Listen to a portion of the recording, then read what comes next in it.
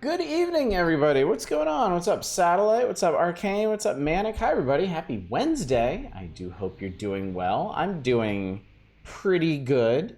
It was, for the most part, a very good day, with one notable exception.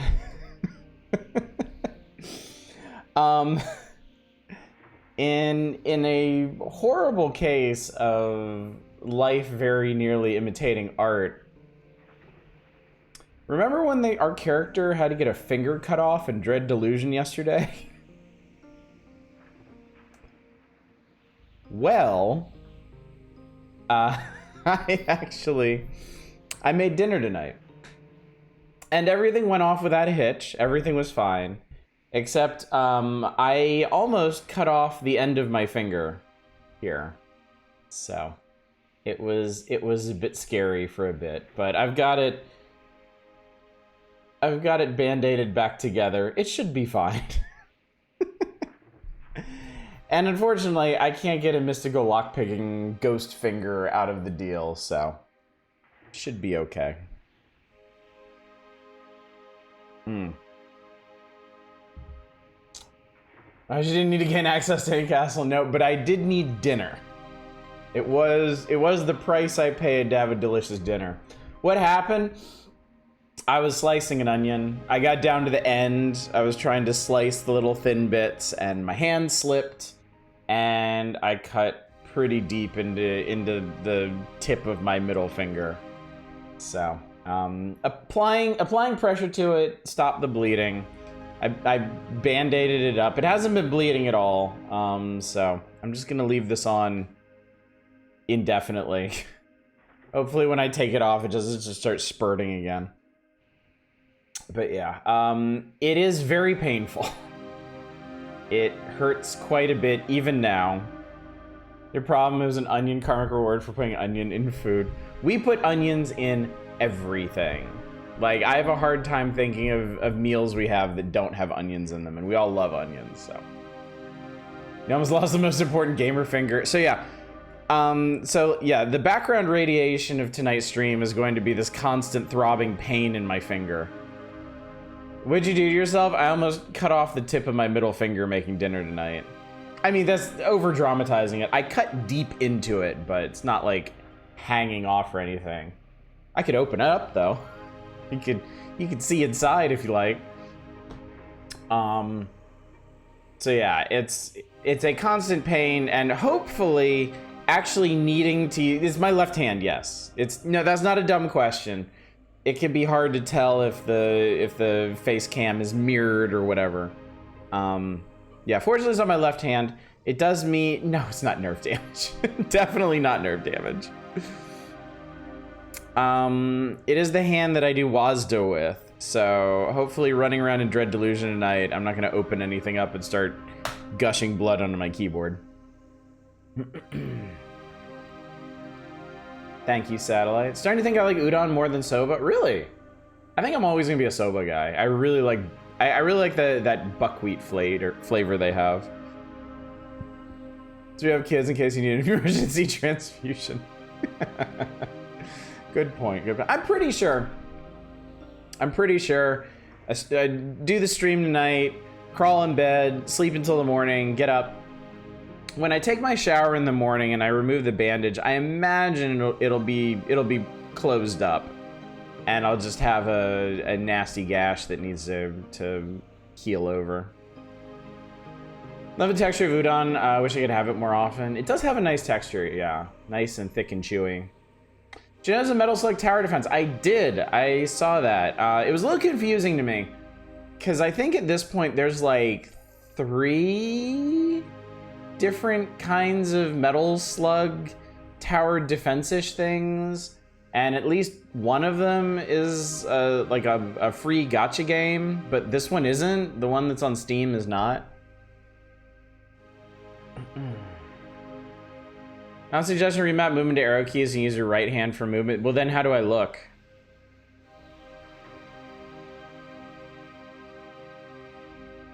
I would need to do like a crossover thing. I would still need to use that finger. That's the fun thing. You done. A long time ago, a long time ago, my father was just getting into first-person shooters. He started with, he might have started with the original Far Cry, maybe.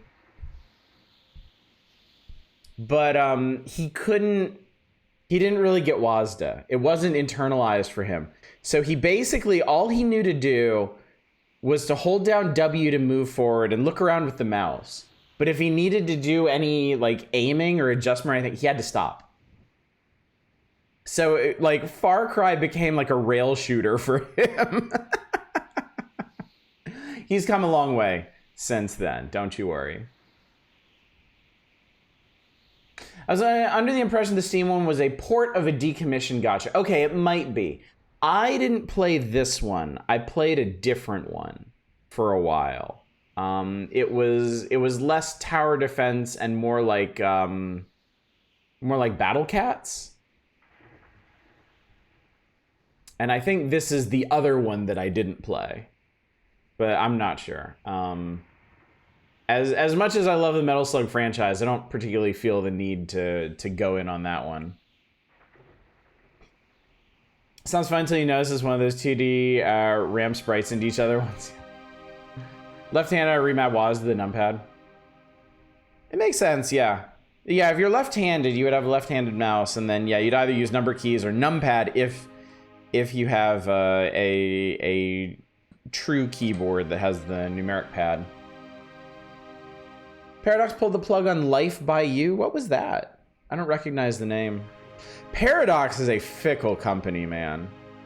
I have learned my lesson with Paradox and Star Trek Infinite. I don't think I will ever get another Paradox game again until it's like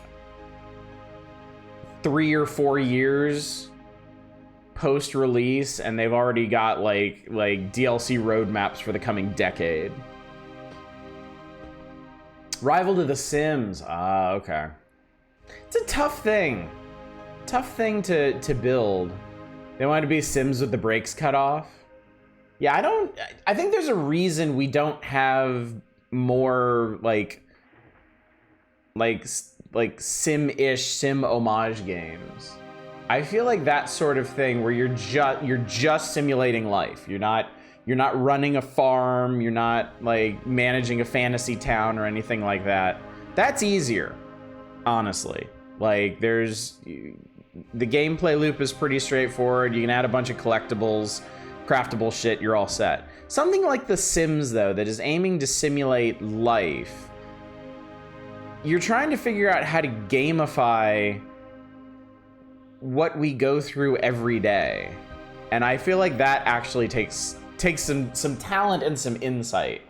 And it's one of the great things that the Sims franchise did accomplish, was making the leading of a otherwise mundane life actually fun to do. This weird game again, I see. We've been on this for a while, Zem. This is our 6th night with Dread Delusion. We're not going to be done tonight, as far as I know. I love this game. I absolutely love this game. I love this game, and I love Scald. Okay, so I had today off. Today is Juneteenth. Happy Juneteenth, everybody. My company gets Juneteenth off. I spent it playing a shitload of Scald, and I am having a fantastic time with it. I'm pretty deep into it now. I am just starting, I think it's chapter 4 or chapter 5. I can't remember which one.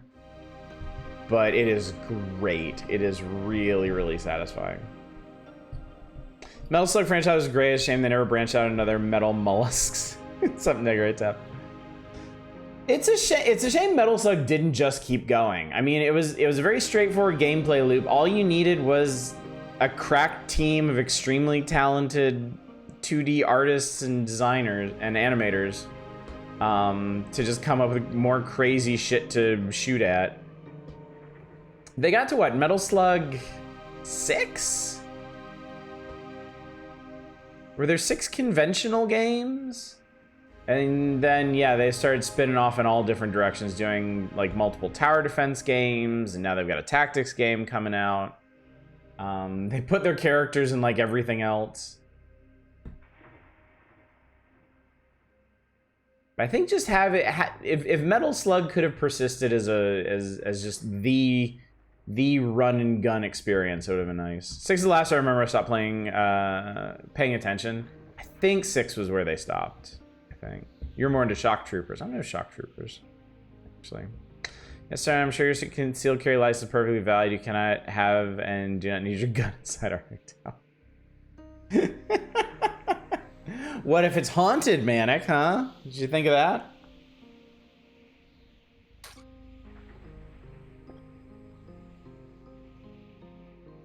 If the hotel's haunted, you don't want to be caught flat-footed without your enchanted ghost hunting bullets. Do you need a gun to blast those ghosts? Anyway, let's get into it, chat. Let's get into it.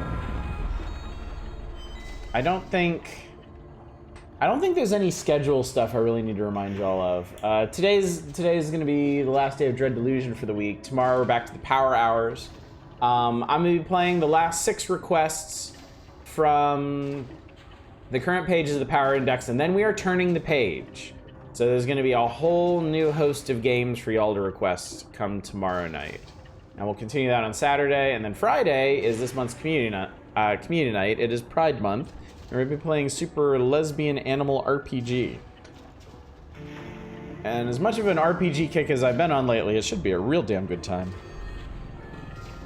Guy's also admin of the week. He uses initials, not his full name on his folio, which is, of course, absolutely not a thing anywhere. Yeah, that guy is trouble.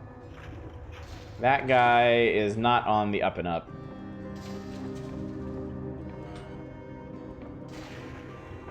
I assume this is the room up here. Okay, yeah, tonight's gonna be a little tricky. Moving forward hurts. Moving forward in this game causes me pain. Hi everyone, welcome our AI Overlord. Bearded Canadian, thank you so much for subscribing. 14 months, dude. How you doing tonight? Good to see you out. Oh god, oh Jesus, okay. Slarb. Heard Dimitri's story yet? Have I heard Dimitri's story yet? I heard this story, right? A man and woman, lovers they were, like 2 seeds in a pod.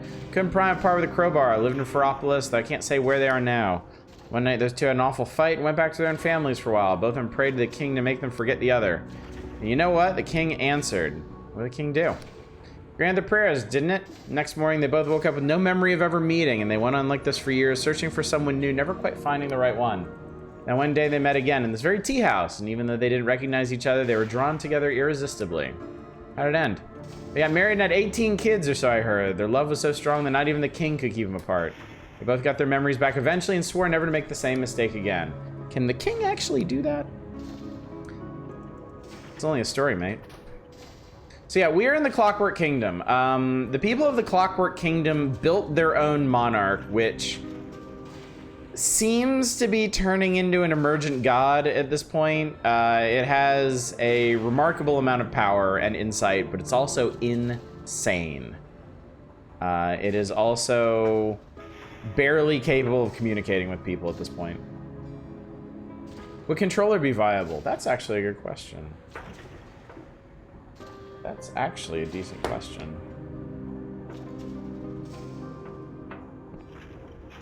I have to relearn all the controls.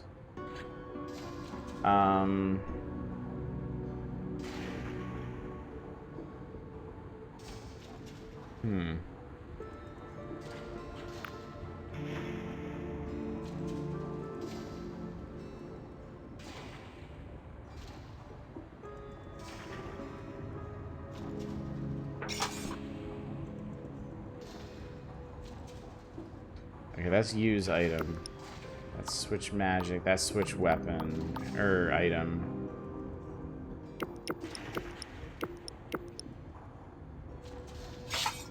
That's switch weapon. Okay, okay, okay. That all seems reasonable. That's that. That's magic. Okay. Your hand hurt? Why are you gaming with a hurt hand? I mean, it's not that bad. It definitely could be worse. This is interact, right? There's barred from the other side. That's my menu. That's jump. I don't know what that is. Okay, this seems doable. Do not eat your own digits. Did you hear about the famine over in Hallowshire? They say the Inquisition is sitting on a great stockpile of food hanging everyone who talks about it. Knew it were trouble when the Union moved in over there. Bloody knew it. Actually, I've recently been to Hallowshire. You did look the traveling type. Maybe we confirm the news then? It's not true. The Inquisition's doing its best over there. You look perturbed by your stance and hide it badly. Ah, that's most interesting. Why would you look at the time? Sorry, pal. I'm supposed to be meeting someone here. Sure you are, champ. Opponent's knowledge of this game is undoubtedly superior. There's no move I can possibly make that they will not anticipate. However, I know something my opponent does not. I'm cheating. Give you a hurt lip. Imagine not being able to speak without pain. Didn't realize this was a new game. Cool that people were still doing games in the graphical style. Yeah, this came out last month.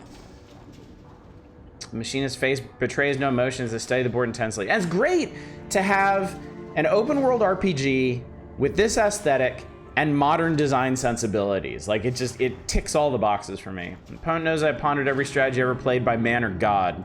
What they don't know is my tea is dosed with the amnesia potion, my own recipe. They are wholly unprepared to face a lunatic. Oh my god, this is great.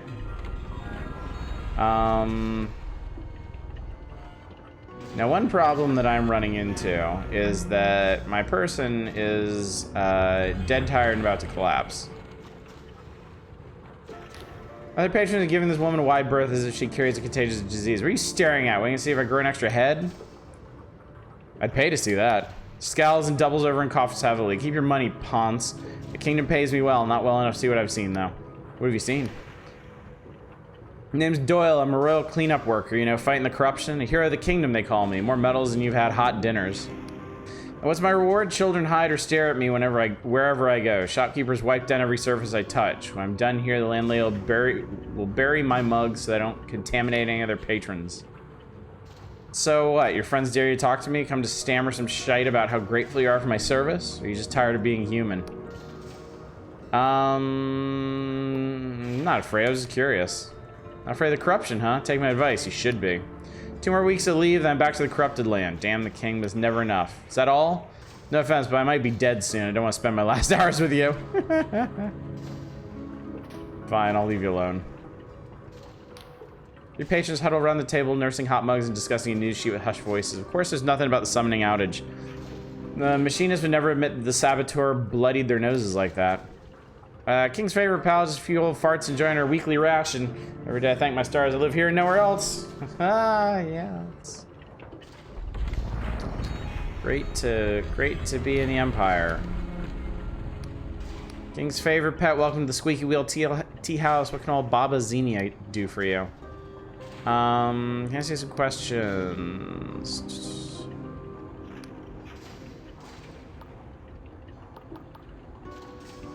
Okay, there's a lot of things I need to ask about here. What's new in the Clockwork Kingdom? Snow mostly. The king, blessed be its name, controls our seasons. Used to give us nice long springs and summers. This winter was scheduled to end months ago and is havoc on our farmers. I'm sure His Majesty must have some plan in mind, though. You don't believe what you hear about the stockpiles running dry. Guild says it's just a rumor spread by the saboteur meant to make us all panic. Some folk think we should reopen the Hallowshire border, but I don't know.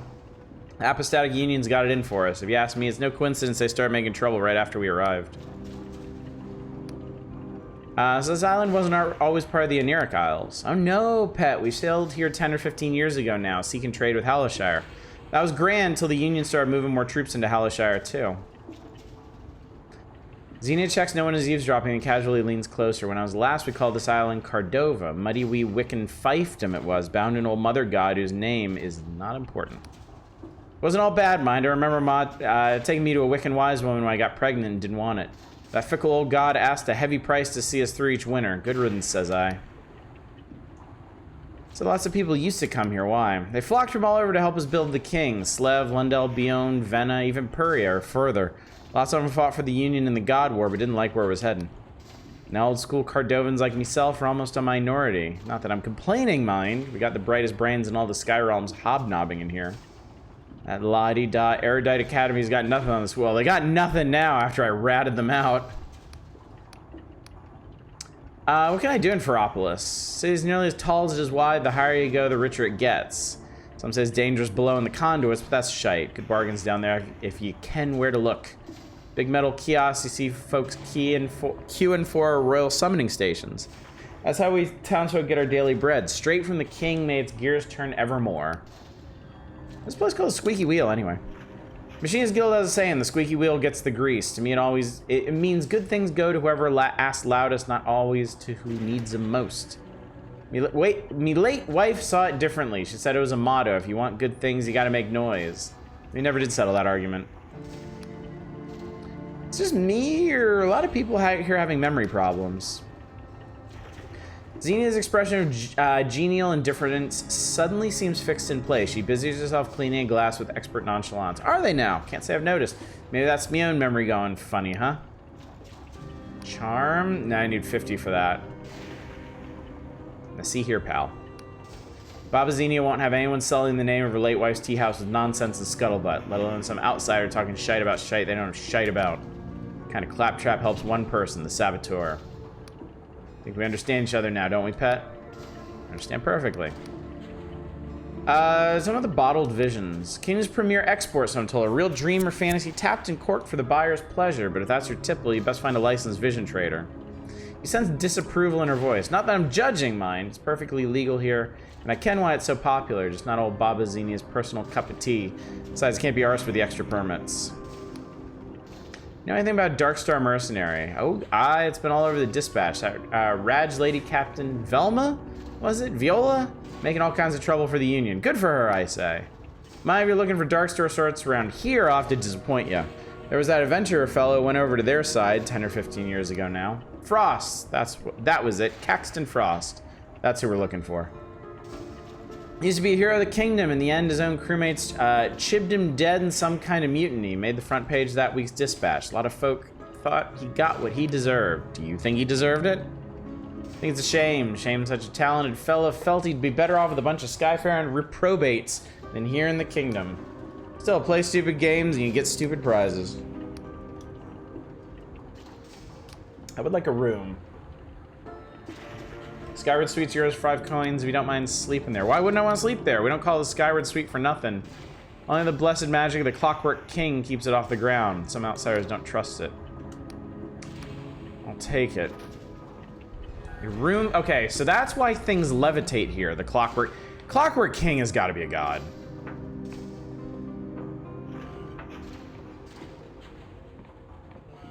Just fucking gotta be. I mean, this is neat though. Pretty neat place.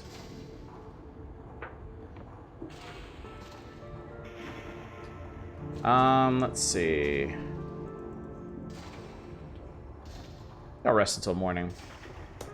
Pretty sure Clockwork King is a Batman villain, actually. What's up, $10? Actually, it's the Clock King.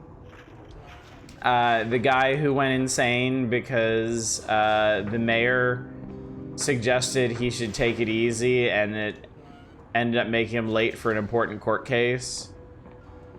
So he wears spectacles with little clock hands on them and commits time-based crimes.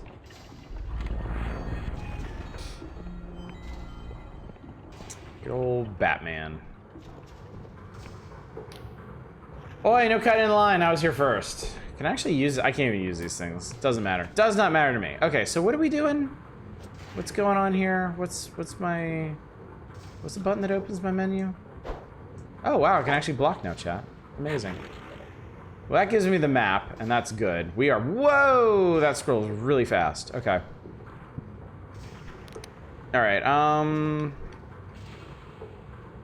I've got a couple quests here now. Safe passage. I need to find the Royal Freight capsule somewhere in the countryside northwest of Ferropolis. Bring it back to the Royal Factor.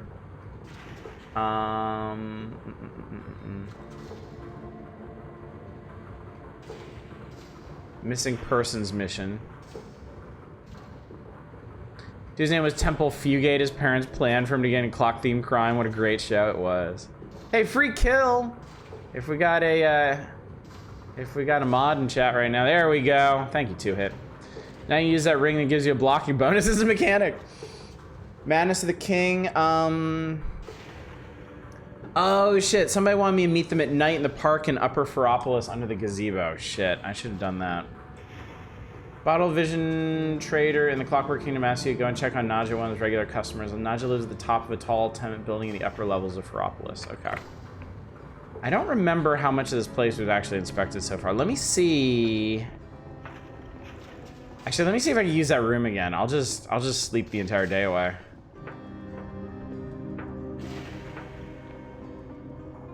Ah, shit. All right, well, there's another way I can handle this. This is fine, actually. This is fine. I'm not done exploring Ferropolis. I don't want the stores to close on me while I'm hunting and pecking around for stuff to see. I think I've already been to the tailoring shop. But let's just make sure. Yeah, I definitely have.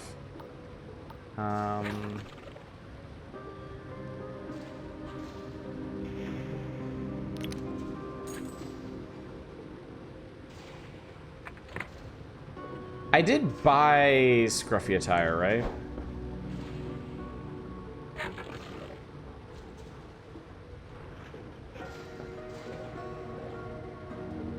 Almost able to max out my guile. Okay, this is gonna take some getting used to. Okay, I did buy scruffy attire. Testing.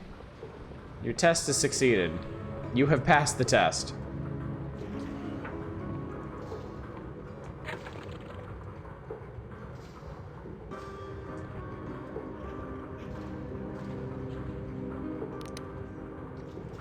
I can't upgrade to modest attire. It would get me regen. I'm not gonna mess with this just right yet.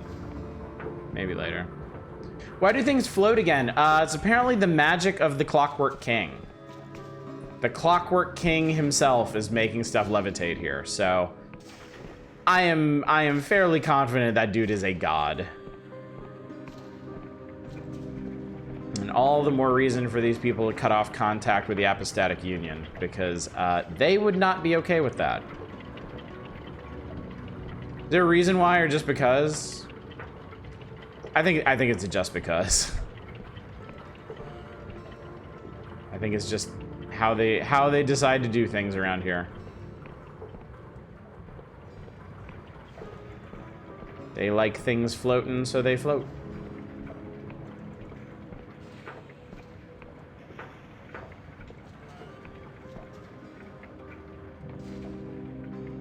This is a sad, tiny little house. The woman is knitting something long and cozy looking. You look like you've seen a ghost here. Anything you want to talk about? Being forced to hunt down a lunatic sky pirate. The king has forced me to perform a task it won't explain. Searching for a child who's not supposed to exist. I really miss my family. No, I'm fine. King is forcing me to perform a task it won't explain. She looks genuinely concerned. King's wheels, dear. That sounds horrific. Why don't you tell me all about it? Spend a long while talking about your highly unusual troubles. You're not sure whether she believes you, but it helps. Huh, that's nice. The red tapist thing's the same as having wings. First appearing of the floating teapot shaking their head. Mark my words, it's just a mirage summoned by the saboteur to frighten us. I confess, it's working on me. You say a floating teapot?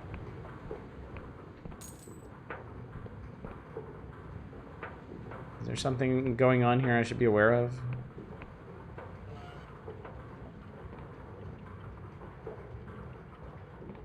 Should be dead the next time you show up? God, I hope not. Glass ball flies past your ears and smashes against the door frames. Throws a middle-aged man clearly very drunk. Who the fuck are you?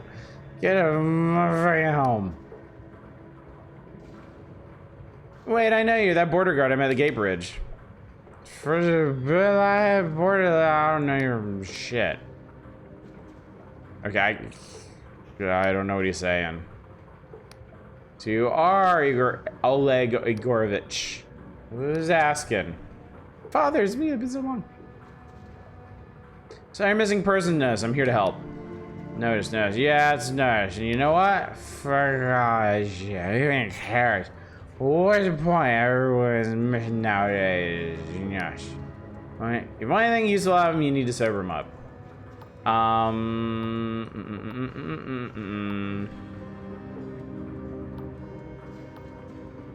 much stamina would work? Man shrugs and drinks, his eyes widen, his hands begin to shake, then he dunks a pitcher of water over his own head. While he glares at you. Is this your idea of helping? You've wasted your time. My child is gone and I'm still here. That's all there is. Case closed. End of message. Why'd you post that notice?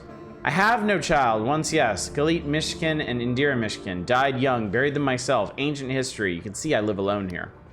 But last month I found something. A locket in among the junk at the back of that cabin I never opened. Says, to my father. I don't recognize it, yet somehow I know I've seen it before. I've thought about it, and there's only one answer. The locket is mine. I did have another child, one that I have somehow forgotten. So now I've heard the whole sorry tale. Isn't it pathetic? A grown man weeping over a fantasy? I don't care if you believe me, just leave me to drown myself in peace. How is it possible to forget your own child? Quite a puzzle, right? Can you imagine how bad a father you would have to be? I cannot explain it, or at least not to you. I can be sure it's really your locket. First I thought it might be my ex-wife's, right? So I sent the old harpy a letter. She says it must have been dropped by one of my strumpets. I should be so lucky. Then I noticed other things. That shitty clay pot. Who made it? Not Indira. Those height marks on the wall. Whose? Indira never got that tall. You ever feel like you've lost something, but you don't know what? Like you're incomplete, but you don't know how? For years I have felt this. So when the idea came to me, I knew instantly. This was it. The missing piece. This is pretty fucked up. I can tell you nothing about the child. You see my problem? There are no clues. The pain is so much worse now that I know, and yet I have no way to end it. Thought perhaps if I drink enough, I'll forget all over again. No such luck. And now you see the case is hopeless. The one person who could help would never talk to me. As I said, you're wasting your time. But if I could talk to this person for you, I'll make you leave me in peace. To the west of the city, a place called the Library of Untruths. No signs point to it, no official map marks it, but it's there.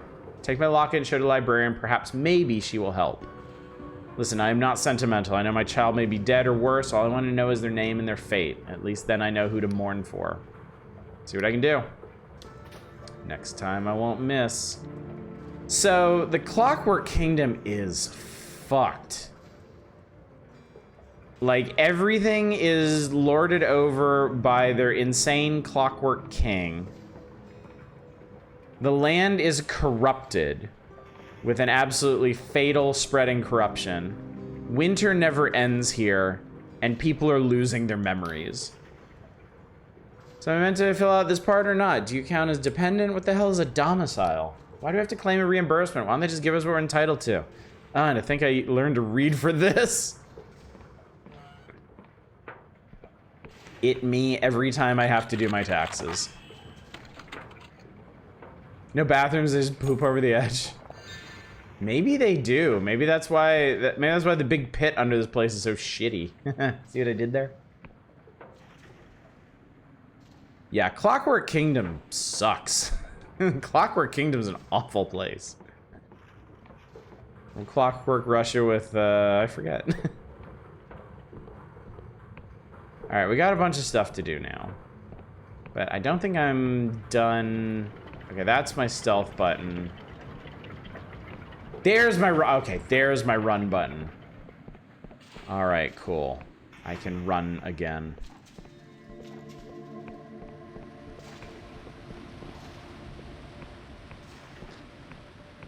Controller is actually very intuitive for this. Potion of truth here is just more vodka. Potion of fuck all the way off, more like.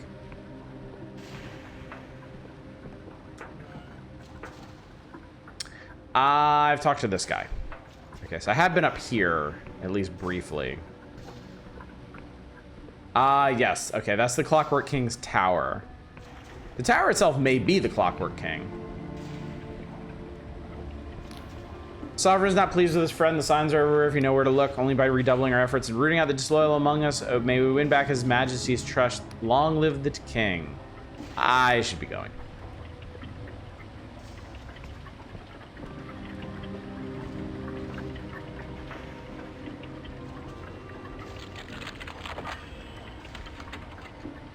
Immense lockpicking skills carry me through. There's a lot of buckets in here. All right, we got We got lore devices. I just changed something. Oh, I think I just opened this. Got myself some more fine ore, which we are gonna need.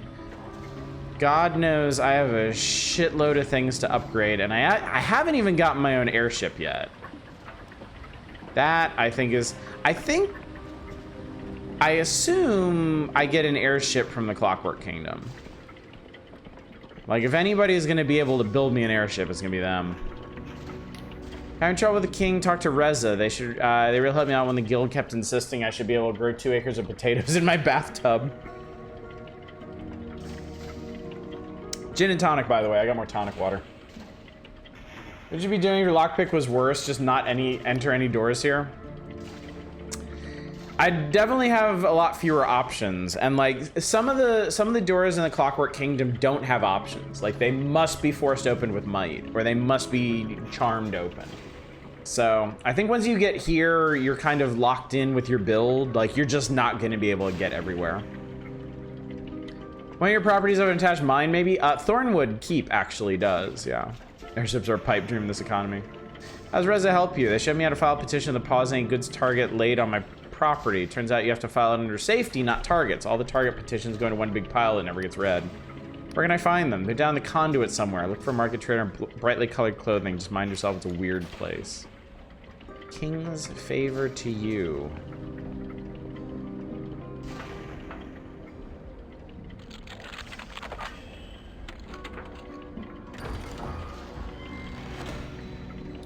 More fine ore. Can I get up there? That's my... God damn it, that's my menu button. Keep forgetting that's my menu button. Anything interesting on the city wall, I wonder?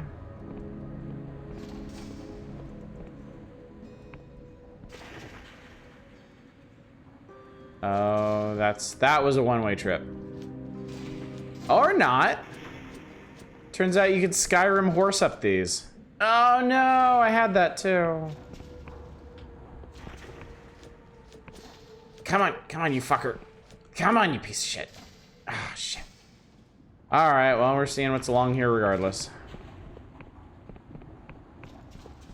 And the answer is... something. Free stamina potion, I guess. Alright, let's get back down here. Does a run enchant help you ignore slopes? I don't think so. I can't say I've actually tried.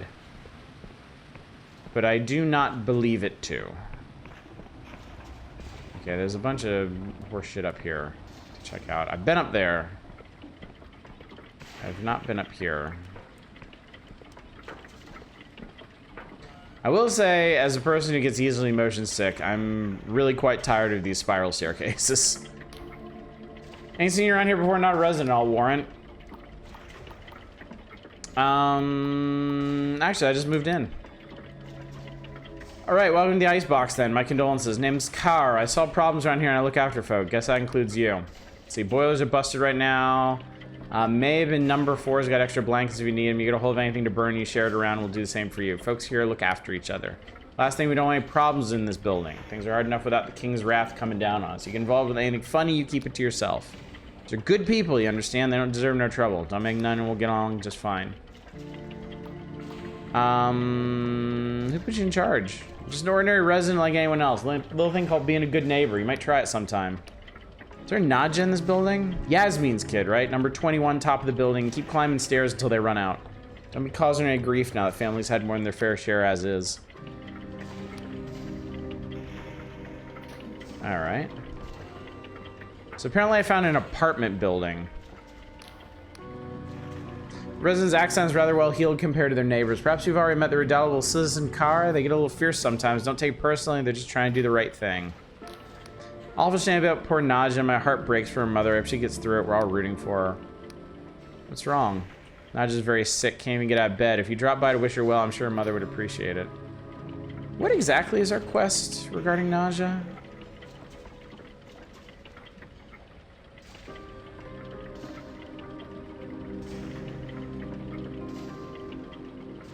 Oh, the bottled vision trader asked us to check on her because she's one of his regulars. That does not bode well for the practice of trading visions. Uncle Yosef's room split off the building. We got no warning. None whatsoever. Now have to winch up supplies to him in a bucket. You wouldn't believe the bribes I have to pay for a ladder around here. Okay, so your house can just become fucking disconnected here. That's terrifying. Also, you have to pass through people's houses to get through this building. Boy, it was a death trap. Will they let my son look at it? No, that'd be tampering with royal property in 3 days in the stocks. Only a bona fide machinist with a work order from the king is authorized to fix it. But how do you get one of those? That's right, another bloody petition. I'll be frozen solid by the time they get to us. Yeah, the Clockwork King is killing his own kingdom. Lady number 12 snores like a sky barge engine. I should know, I fix them.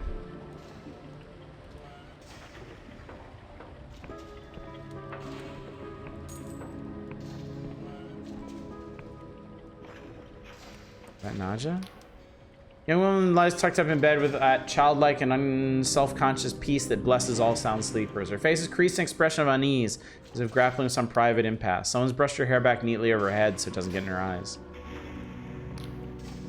Middle-aged woman looks worn down to the bone with bags under her eyes and deep worry lines in her forehead. Her jet black hair is unkempt but held in place by a long ornamented pin of surprising finery. Hello, are you one of Naja's pals? I'm afraid she's not seeing anyone right now. Vidal asked me to check in on her. A cloud crossed her face. The vision trader? Of all the nerve. I apologize, stranger. You're not seeing me at my best just now. Naja's mother, Yasmin. It's last month I've been her full-time carer as well. It says bottled visions, you see. What happened to her? Our family had a rough few years and there wasn't much joy in our lives, so when Naja first started getting into visions, I was happy for her. Then she began spending all her free time dreaming. Soon she was sleeping until noon, missing work.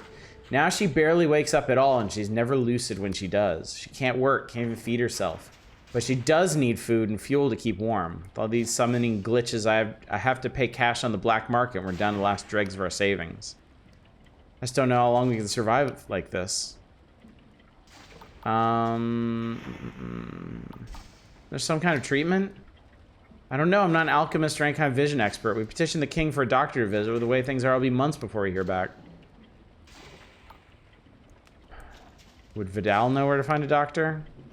You think? I doubt I could face him myself without knocking his lights out and trashing his shop. If you'd ask him on my behalf. Vidal must have seen cases like Naja's before. If there's any way to help her, he'd surely know. And she arches her eyebrows, and if he refuses, you tell him he'll answer to me.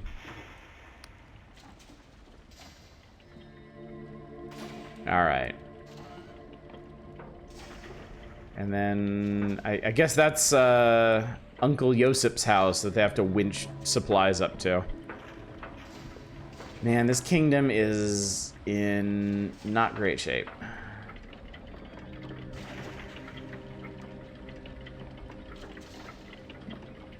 There's just so much going wrong with it. Harboring backstories and flying buildings and ships, an adorable dog and some balloons away from being up. You're not wrong. Okay, this is the gazebo I'm supposed to meet that person at night. So once I'm done shuffling around in this place, we'll go there. On the Ferropolis aircraft dock, a certified harbor master of the Wing Merchant Guild, I'll do what I can to help. How can I get my own airship? Only those bearing writ permission from Ryova may purchase a vessel. I'm terribly sorry. Okay, look, straight up. I know there is a way to get your own airship in this game. I just got to figure it out. Maybe you don't build your own airship, you find and repair an airship, and it becomes yours. Chat. Maybe that's what's going on here. Get the thing from Ryova, easy peasy. Or steal. So Ryova is actually part of the Apostatic Union proper. It is not in this game.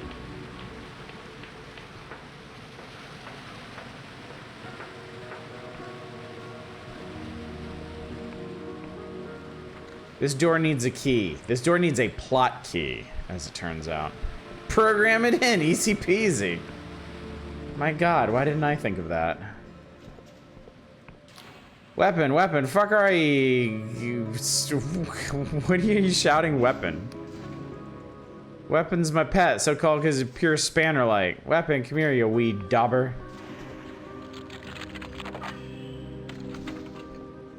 Oh my god, it is so much fun lockpicking things with absolute impunity. I love it. Love it, love it, love it. Realistically, there's probably no reason for me to max out my guile, but I'm gonna do it anyway. Oh, he's Canadian. Woman's guarding a bucket of water set down on the ground near the machinery. When she sees you, she tenses up. King's grace to you, citizen. Don't mind me, I have nothing worth stealing. Why are you hiding here with a bucket of water? I'm not hiding, I'm warming it. Ain't I? These pipes run right in the machinarium, and here, look. She grabs your hand, holds it against the metal pipe for a few seconds. It's hot. Wouldn't be right to refuse a gift from the king, now would it? I'm just making sure nothing's wasted. Okay. Don't mind me, no judgments here. That doesn't open. Unless there's some lore stuff about. Ideally, Persona is Gorm. You know, beggar wrapped up in rags. Excuse me, pal, you know where my house is? Did you ask me where your house is? Oh, I did. So sorry to bother fine citizens such as yourself. Only I can't seem to find it anywhere. Don't you know where your own house is? King's truth, pal, I have no clue. I know I had one somewhere in the upper city. I just can't seem to recall any of the details. How do you know you had one? Beggar delves into the rags around their neck and produces an ornate key on a string, holding up in their blackened fingernails like a talisman, because I've got this.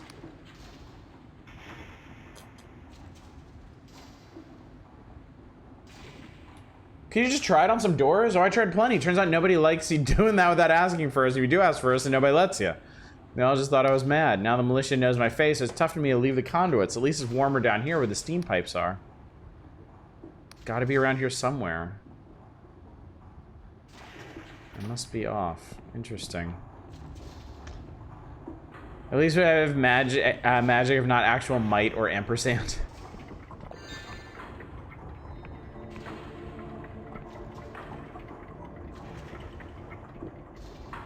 Take his key away and leave him. Say, no, poor guy. All right, well, we found the lower market. We're gonna explore that in a second. I wanted to see what's over here. Almost nothing. Gonna be bothered by his missing house if it isn't his anymore.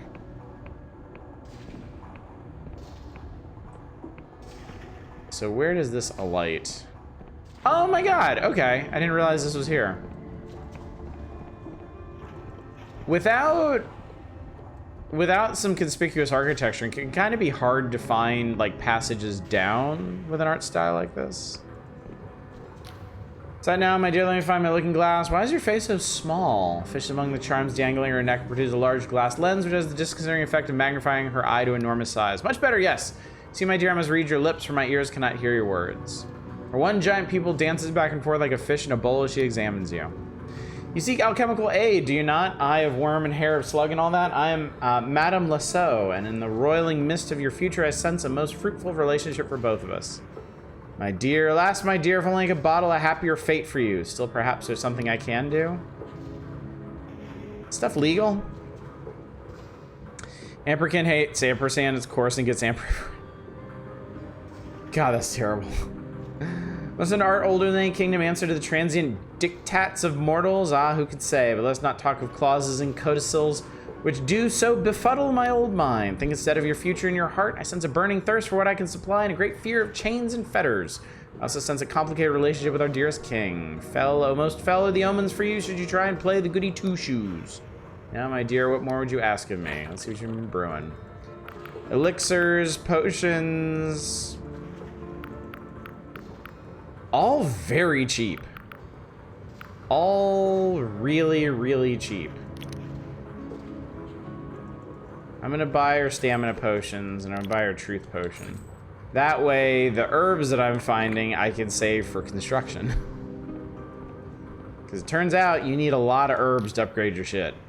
Trey looks nervous and keeps one protective hand on their stall. King's blessing, citizen. Don't often see new faces down here, or have we met before? I'm not much in stock just now. We've got wee mouths to feed. Maybe I can set aside something next time I do. Okay. I tried to petition for a home in the upper city. Pointless. The king rejected me because my comedy score was too low. What does that even mean? I swear they just make up a number and pretend there's some wizardry behind it. Then if you ask how to increase it, they say it's too complicated to explain.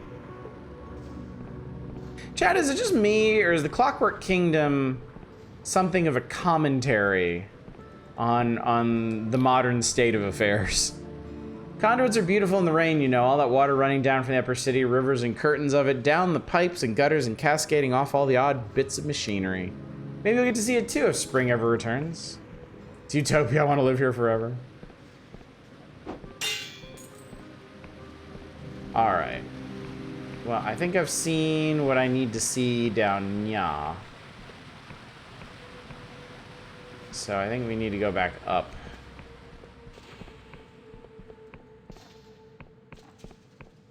I need to get back up and I need to wait for night. Crushed under the gears of capitalism. Is this woke?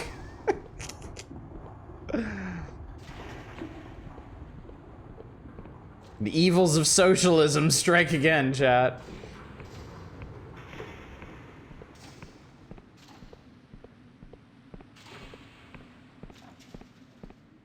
Though I guess since everything is everything is supposed to be provided by the kingdom, but they don't, which has given rise to an entire sprawling exploitative black market. I feel like this is where they filmed Disco Elysium. Whisker Squadron is going full on capitalism bad. Socialism is...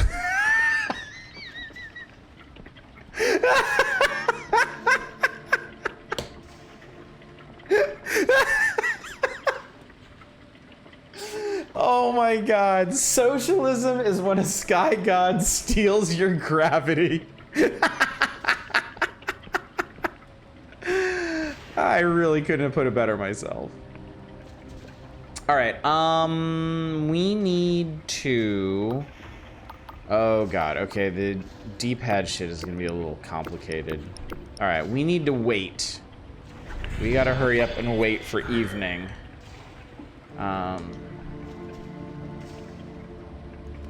Alright. Success.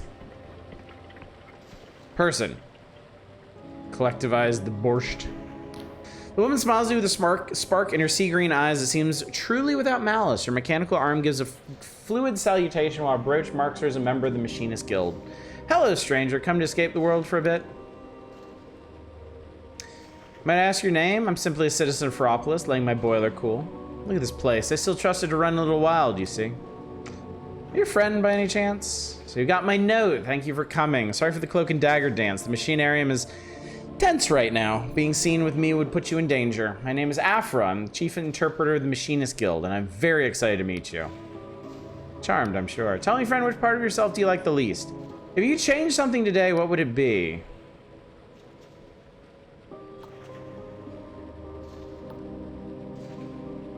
Lie, nothing. I'm happy with myself. My charisma. It feels like everyone is sharing a joke I don't get. Saying comfort, a lot of those people feel the same way, but why should you have to accept that? Why shouldn't you be able to change it? We live in an age of marvels, increasing every year. Magic is abundant, fizzing in the air and in the stones and in our blood. Why not use it? I mean, I'm actually extremely powerful Magos, so... Although I'm going to answer with this. Wisdom lies in accepting the world as it is. And the world as it is contains magic with its vast power for good. You must acknowledge that, else your wisdom is a fairy tale peddled by powerful to keep us in chains. She's talking very quickly now. But what does it have to do with your note? Oh yes, of course, the note. Listen, you already know something is deeply wrong with this kingdom, don't you? Many things, actually. You needn't pretend anyone can see it, even if they're afraid to say so. Go on. It's not just the shortages or this awful winter or even the corruption. The king's alterations to reality have lost all rhyme or reason. And things are going missing. People, houses, towns, words, even memories. Many people blame the machinists, but the truth is that even we no longer understand our king's actions. Hence, I suspect that all these problems are just different sides of one problem. Bluntly, the Clockwork King is going mad and nobody has any idea why. That is, nobody except me. As chief interpreter, my sacred duty is to analyze its majesty's wishes. I've become convinced that the king is trying to tell us something huge, something we don't want to hear. King's defective made by Boeing. What exactly did the king say to you? Speaker Sunil won't let me read the logs until he's redacted any confidential information, but that'll take months and we may not have months. Told me to perform the sacramental duty. Never heard of such a thing. Didn't explain what that means. Yes, but it was some weird language I'd never seen. Of course, the symbols the king spits out are six-fold cipher language. I could read them easily if only I could access the logs. Damn it all, Sunil. Why won't you listen? Friend, this confirms my worst fears. Because don't you see, it's all connected. If cipher is the true language of reality and cipher magic is powered by cognition, that means we must account for all relevant cognition within a defined thaumas space, which in this case is a whole kingdom. Karak's law states the cumulative cipheric interactions of n cognitive entities may be expressed as a six-dimensional vermiform manifold according to the function. I'm going to listen intently. After leaps between apparently unrelated topics at dizzying speed, growing increasingly flustered as she struggled to express the contours of some vast structure inside her head. Sometimes you glimpse details, but overall shape eludes you. She stops and takes a deep breath. I'm sorry, this isn't going how I imagined. It's all so damnably tangled up together. If only... That's it. You need to see it for yourself. There's a house here in Ferropolis. It's scheduled for removal, but I've ensured a delay long enough for you to visit. Take this key. Inside the house, you'll find a mirror. Walk through it. Where exactly to find this house? Tucked away in the lowest level of the city. Oh, okay. Conduits are hardly a savory place. Do meet such interesting people. I used to love visiting the bazaar back when I was a junior interpreter. Alas, my present rank, it would be most unwise for me to be seen there. See what I can do. I'm not gonna bother asking if it's dangerous. Of course it's fucking dangerous. Have you tried turning the king off and then on again? That's what I named last night's VOD. Seemed perfect. Was this guy here before? No one's gonna remember his pal. There ain't gonna be any memorials. Not for me, not for you. There we go. So this is a house, apparently. I wonder if it's her house. That's locked. That's not. That's the mirror. That is the mirror I need to pass through. Get a little treasure before we go as a treat. Squirming Goblet. Wow, we haven't seen one of these in a while. There were none in... there were none that I could find in the Endless Lands. We've got a load of them from Hallowshire, though.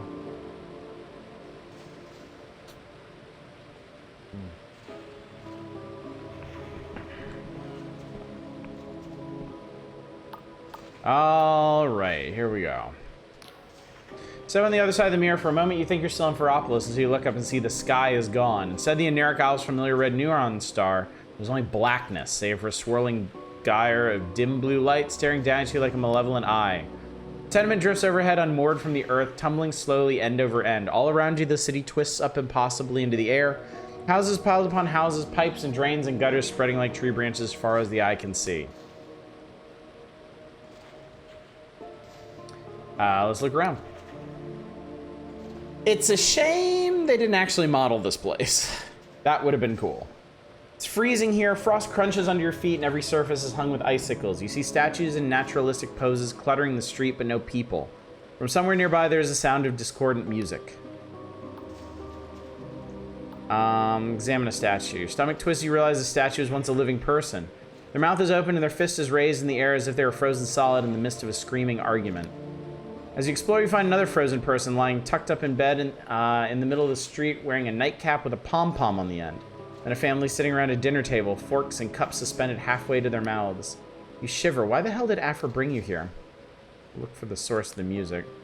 Music verges on random noise. Every time you think you've figured out the structure, it changes and slips from your grasp. Sometimes it stops for several minutes and all you can do is wait, shivering. In the deserted remnants of an old plaza, you find a grand piano, its keys plinking and plonking on their own. No other living soul is visible. You shiver. Why did she bring you here? Anyone? Seems like one of those deliberately unvisualizable kind of places that Lovecraft loved to write. Yeah. But I mean, you can do all kinds of crazy visual tricks in video games. I feel like this could have been approximated. I think what actually happened, as far as I know, the Clockwork Kingdom was the last big update to this game before it exited early access for its full release. Maybe they were just running out of time and didn't want to take the time to put this particular area together. Time seems to work differently here. You feel like you're wandering for hours. It could be minutes. At some point, you realize you're now upside down in relation to where you started. A rowing boat with 2 petrified passengers spins in the air. Finally, leaning on the railings of a catwalk that goes nowhere, clad in a well-worn fur coat, you spot Afra. She waves at you. Afra's breath mists in the air as she gives you a wry smile. Fancy seeing you here. What is this place? My best guess is that we're in a pocket dimension created or repurposed by the king. Alternatively, it could be the very beginning of our cosmos before the neuron stars were born, or the end after they've died. This is all just speculation, you understand. How did you get here? Same way you did. I discovered this place by chance about a year ago. I've been studying it ever since. As far as I can tell, no other living machinists even know about it. Why is it so cold? You tried to cast spells here. Well, no, I can't. I think the bedrock cipher syntax is broken somehow or different. That would mean the clauses defining material objects are left incomplete and loop back into the void, dumping their energy as they go. And heat is just energy, really. This hypothesis would be quite heretical in the apostatic union, but suffice it to say the existence of this place calls orthodox cosmology into question. Yes, this is what the king has been doing. Everything you see here was vanished from our world. Oh my god. Everything you see here was vanished from our world by the king's magic. When they vanish, reality adjusts around them as if they were never... Oh my god! People aren't losing memories, they're losing things. The Clockwork King is like editing stuff out of reality, and people's memories are conforming to it having never existed. There are hundreds of people here. Houses, streets, towns, a silent massacre no one's allowed to think about, and it's speeding up. How's this possible? Years before I joined the Machinists, we gave the king the power to alter people by magic. Why would you fucking do that? The idea was a new society would need a new kind of citizen with new virtues and skills. Before long, my colleagues began using this power to rewrite troublesome personalities, or even erase them from existence. I wish I'd paid closer attention. It wasn't my department, you understand. But this is beyond anything we ever asked for. I've scoured the logs and almost everything here has vanished by the king of its own initiative. In other words, we've lost control. Sounds like you got your wish. Perhaps I should have asked more questions, raised more objections, but please believe me, most of my colleagues are not evil people. No one wanted this. In fact, I found evidence of at least 12 missing machinists from my own department whom nobody remembers. Did any of them try to raise the alarm? Am I really the first to find this place? No wonder we always feel so understaffed. What do you mean it's speeding up? Do you know what exponential means? Suppose you have 2 spore mites and they breed, then you have 4 spore mites and they breed, so then you have 8 spore mites and they breed. It's not how spore mites work. It's a metaphor. I'm not a farmer. Can we help these people? Bring them back somehow? Anything that stays here more than about 6.5 hours becomes irrevocably void-touched and would disintegrate upon returning to our world. The best we can do is try to stop the inflow. How? I was hoping you'd ask that. If you've lingered here long enough, you're willing to help step through this mirror and meet me back in Unison Park after nightfall. Yeah, let's get out of here. Let me see if I can run back before the before time ticks over.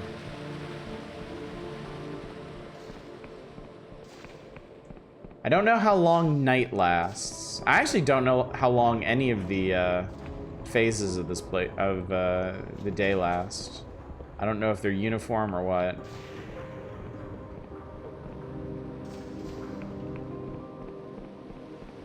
Maybe don't remove threads from the fabric of reality. Fucking seriously, man. This is nightmarish. So, friend, now you've seen the cost of the king's madness. Will you help me? I'll compensate you, of course, as best a humble engineer can. You have my attention. King's mercy. Thank you. Can't know how grateful I am that someone understands. I've been working on a spell. It would stop the vanishings and reform the king's power so it can only alter people at their own request with their consent, just like we talked about, see? Unfortunately, my spell must be enacted inside the king's audience chamber, and these days only Speaker Sunil and his inner circle allowed in. They're also paranoid about the saboteur, but you, the king summoned you specifically. Do you realize how rare that is? His Majesty doesn't make mistakes, only decisions we don't understand yet, and His Majesty has decided you are important. If we induce the king to summon you again, Sunil would have to let you in. He'd never disobey a royal command. Then you can input my spell. Does that all make sense? I have questions. What happens if I don't? I'll try to find another way, but I fear our clock is short. The king is giving us a million warnings, and we're ignoring all of them. There may not be another chance before the situation becomes irretrievable. What does that mean? The best case scenario is that Sunil is right and I'm wrong. The king's madness will self-correct over time, and everything will balance out. In the middling scenario, everyone in the kingdom vanishes, and this entire island is consumed by the corruption. As for the worst case scenario, according to my analysis, there's an outside chance we would suffer a catastrophic arcanic event akin to a miniature world rend. The fact that it would probably be limited to this island is cold comfort to those of us that live here. Tell me more about what your spell does. It's actually something I've been working on for years. Cipher magic allowed me to become who I am today. I believe everyone should have that power, so why not let the king alter anyone who asks for it? Once I understood the scale of the vanishings, however, I realized the spell might be the only way to halt them quickly enough without introducing some other potentially catastrophic new fault. If my analysis is correct, this would begin to heal the king's madness while improving the lives of everyone in the kingdom. Alas, Speaker Sunil has not been receptive to these ideas. Haven't you tried to tell Sunil about the mirror world? Yes, he told me I was mistaken, that it was all just a mirage of the corruption, this wasn't my department. He even questioned whether I might be falling prey to corruption myself. I've been under surveillance ever since. Alright. First one was to catch the king's attention. About a month ago, a strange phenomena reported a graveyard outside Ferropolis. My analysis suggests these phenomena are a secret message from its majesty. Take my machinist guild insignia and investigate the graveyard. The graveyard keeper may be able to assist you. Use it carefully, friend. These insignia command great power throughout the kingdom. Now, I could be wrong, but I suspect the message will begin with music like this. She hums a haunting tune, somehow familiar and ethereal all at once, like a lullaby from time's own beginning. You have a good voice, you know. She's genuinely pleased. How kind. Perhaps if this whole machine's business doesn't pan out, I can make a living as a troubadour. Where will I find the graveyard? To the northwest. We need to head northwest anyway for some other quests. Leave via the main causeway, you'll see broken lay pylons running downhill. Follow that. What can I do with your insignia? I'm now empowered to act with King's own authority. Colleagues use their insignia to investigate crimes, requisition goods, and generally compel obedience. It's a privilege, not a toy. I'll be careful with it. Think I understand. Wish me luck. Please don't breathe a word of this or of our plan to anyone. There's probably another way to resolve this quest by ratting her out to Sunil and just letting the kingdom go to pot. Okay, so we gotta head northwest anyway to find the freight capsule. We gotta head west to the Library of Untruths. We gotta head to the graveyard northwest of Ferropolis. And we gotta talk to Vidal. Betray or let the world burn. Actually, it just occurred to me. Everything's gonna be locked up right now. So while things are quiet, I can break into these places and steal some shit. Bittersweet bottled vision.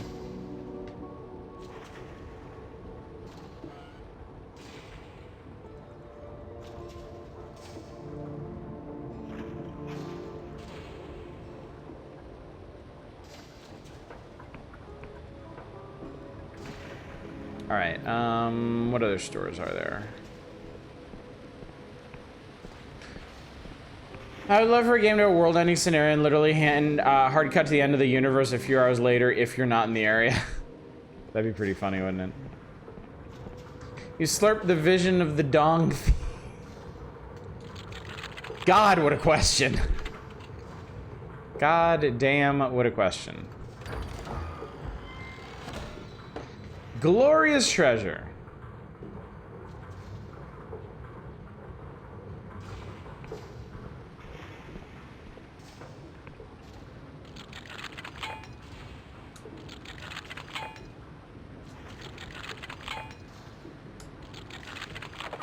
There we are.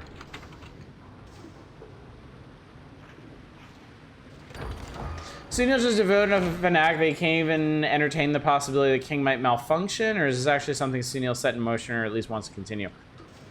We don't know yet. I imagine this will come out at some point. I imagine that there's gonna be some kind of big reveal with Sunil. Either he knew and he did nothing, or he caused the madness somehow. Josh may not be a penis thief, but he's a penis thief. What's up, Eva?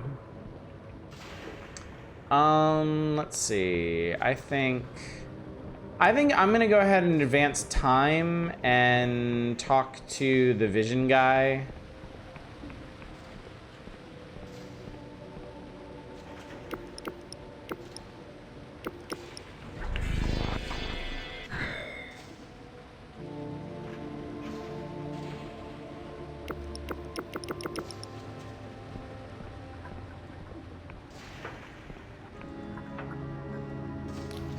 Welcome back, good citizen. I'm here on behalf of a customer called Nadja. Why, yes, she's a regular of mine, one of my best customers. I haven't seen her in weeks. Not good, I'm afraid she's very sick. Vidal's face falls into an expression of horror as he explains the situation. Oh dear, oh dear, oh dear, oh dear. But I read about this happening, of course. I've just never, nobody I know. Look, I don't know anything about this. I'm just a shopkeeper, you understand? Remember to believe you didn't notice your best customer was an addict. What? No, it's not my place to tell people what they can and can't do, is it? King knows I never wanted to do her any harm. Dr. Prip, that's the man you want. He's a medical genius and quite a canny businessman. He invented much of the technology that sustains our trade. I know he's been studying dream sickness very closely. Prip runs the Royal Vision Works out in Cloud Pine Oblast. It's in the far northeast of the kingdom on its own little island out beyond the mountains. I'm sure I'll have some treatment or elixir for poor Nadja. Alright. So that's that. Also, it just occurred to me. Where am I in Caxton? Oh, we need to find Horace Metcalf out in the countryside. Alright, so it does seem at this point we have done everything we can do in Ferropolis. So I think it's time to head out into the countryside and make shit happen.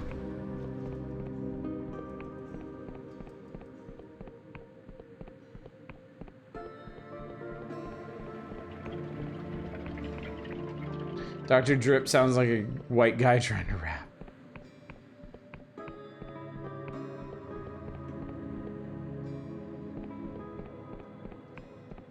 All right. All right, so we're back out here. Which means we are here. So yeah, we need to head northwest, so...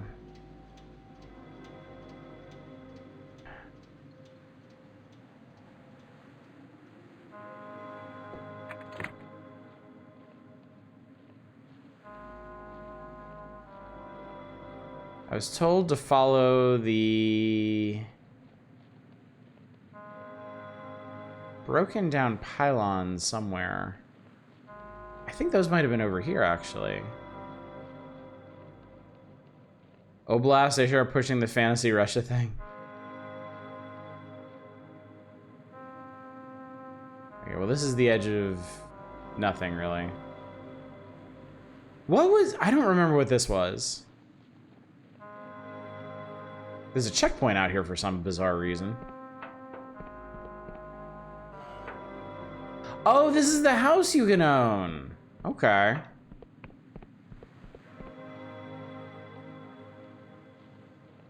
Well, if I ever want to own my own home in this absolute hell font of a kingdom, I can. Russia wishes it could be as utopic and better in comparison as the Clockwork Kingdom. We would all be fortunate to live in the Clockwork Kingdom, wouldn't we?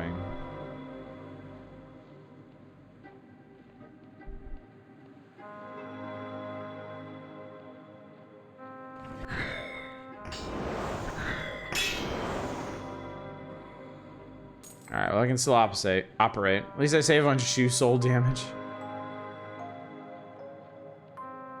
Okay, there's whatever the hell is up here. I've heard this kingdom is known for its oranges.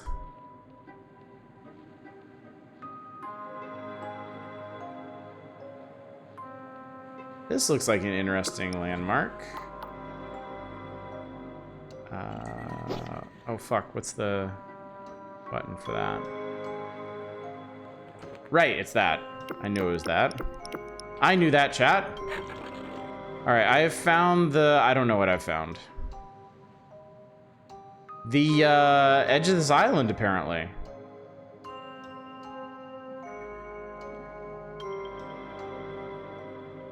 Wait, how can there be anything to the northwest of here?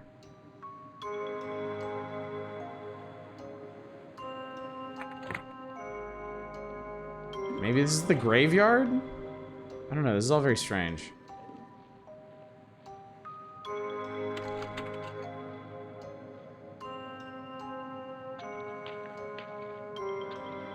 What the shit is this place?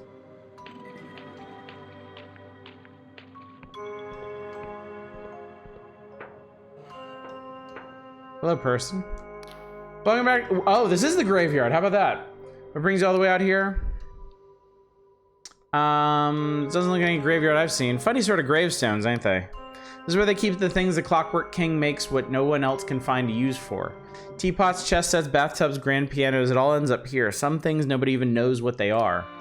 Why His Majesty makes them, I couldn't tell you. There's plenty of stuff people give their left arms for that ain't getting built. It's not for me to question the logic of our king. I'm here on official business. Blimey, you mean someone's actually been reading my reports? Better late than never, I suppose. How Russia went from beautiful old world architecture to drab gray rectangles for everything is beyond you. People revolted and they decided gray slabs were where it was at. I don't think people revolted against style.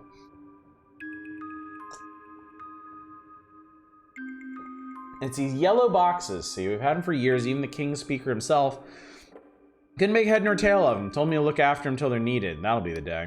A few ticks ago, some of the boxes started talking, and now they won't shut up. Weird stuff. Music sometimes. Mind I know better than to listen. Maybe you take a look. Most of the boxes here don't talk. You have to listen closely if you want to find the right ones. So we're looking for boxes that talk.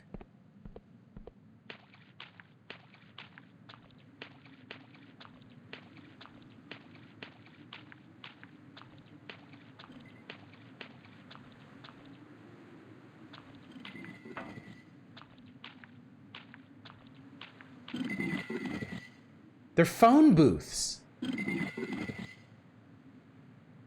The king's been making tons of phone booths.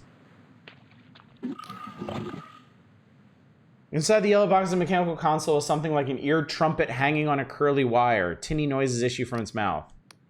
You pick up the trumpet and put it to your ear. Your brain is flooded by a cacophony of jagged noise, and you realize it's some kind of otherworldly music.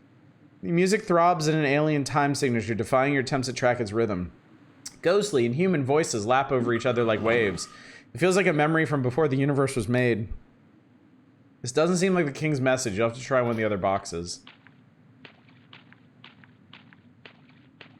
Bought Celico, it kicks ass. Ernest Russia was always a shitty empire stealing art and artists. But gray was just a style back then. After the reform government action, they selected the functional architecture civic.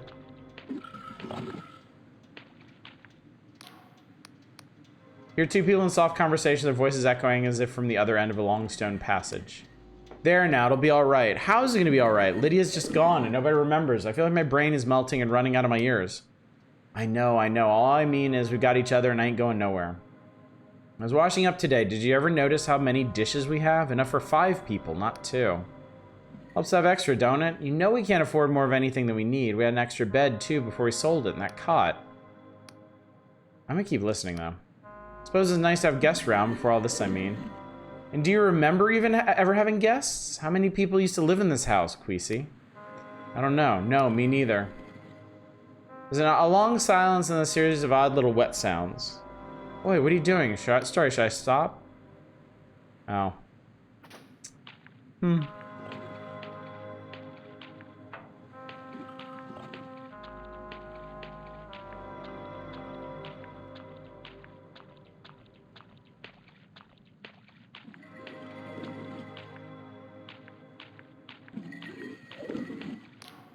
Pick up the trumpet, and old man's voice echoes from the other end. Hello, can anyone hear me? I don't know where I am. Please, it's cold.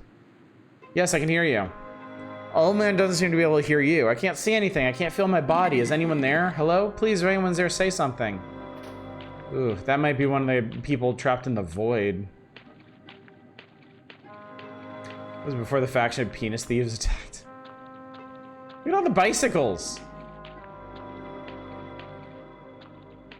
God, this place is weird. You think this isn't existentially dreadful or anything? First you just hear hissing and then the tune that Afra hummed. A genderless voice announces with mechanical regularity. 61632 break 526 Alder Bantam 2 break 46. Voice drones on and then repeats. This must be the king's message. You scribble down everything you can, then replace the trumpet. Okay. We got a message.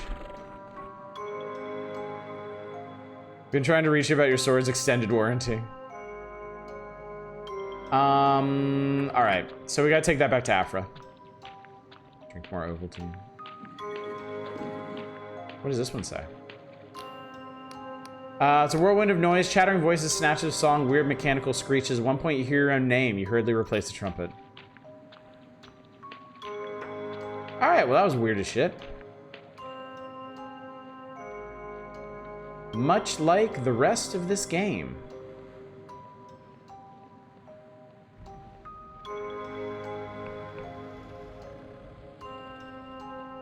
Let's see what else is out hereabouts. Why is there a king's message here? So the graveyard is for stuff that the king's made that nobody can figure out how to use. Nobody can figure out what it's for. Afra believes that the king is making this stuff as a way to warn people. Also, there's something out behind the graveyard that I need to check out. She believes that there's some kind of message in all that junk. And we may have just gotten it.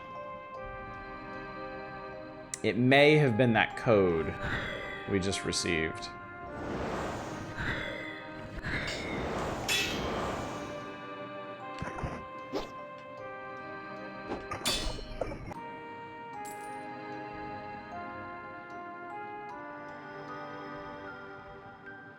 Oh, fuck. I don't like these.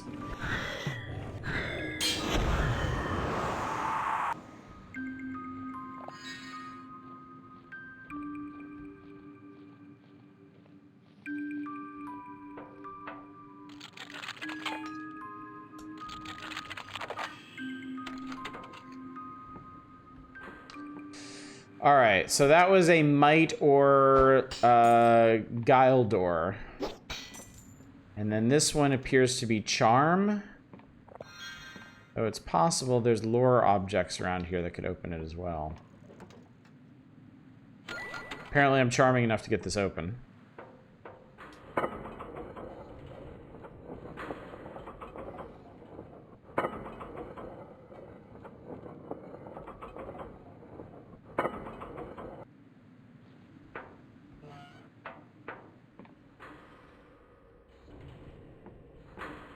Ooh. There's a glimmer out there.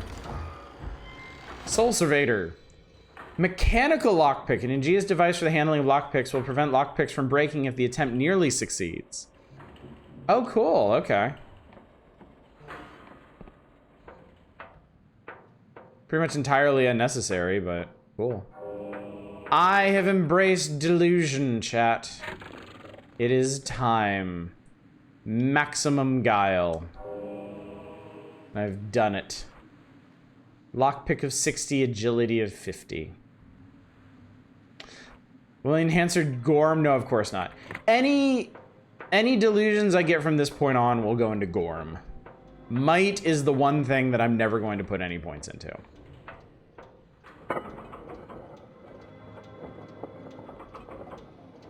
I would actually like to enhance my Gorm.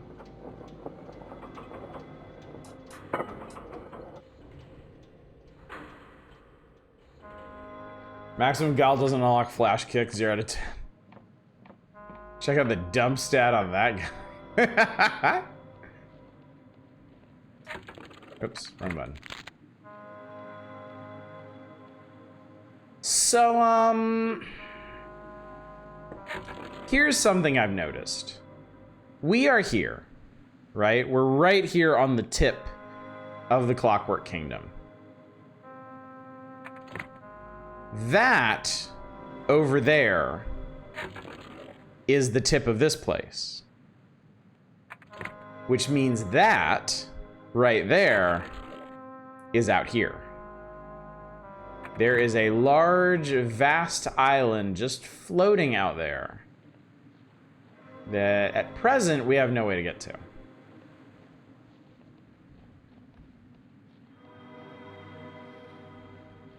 I am starting to think, I'm suspecting that, ooh, hello.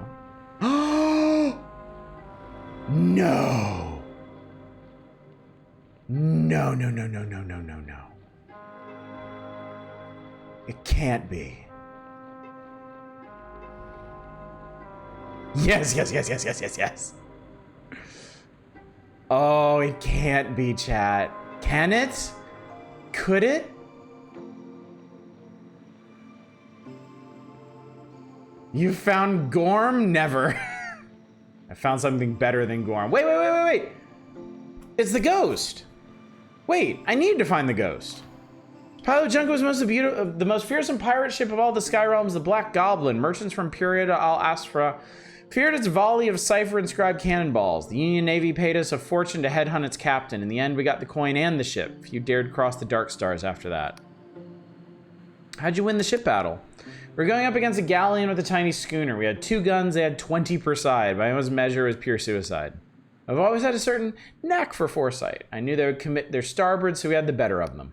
Before they knew it, we had one of our guns pointing straight at their rear, but this was not any old gun. It was one of Caxton Frost's cannons. A single blast from that thing tore straight through the whole ship, setting it ablaze. In the confusion, our boarding party was on deck. We were 8 against 100. With a few words from the Duchess, they found their swords to be awfully heavy. Orlaith cut through swaths of them, carving a path to their captain. By the time Vela had her sword to his neck, he had soiled himself. The ship was ours, and that night we got so plastered from their stores of rum, I accidentally exploded a silk slug. That poor thing. So what went wrong? After the Black Goblin came the Blinding Light. A mercenary company with a galleon is impressive, but with a God War fortress, none could best us. It was around then that Vela and Orlaith stumbled upon a map, deep in some Emberian ruin. It told of the cradle, buried far below in the Underlands, which held the power to change everything.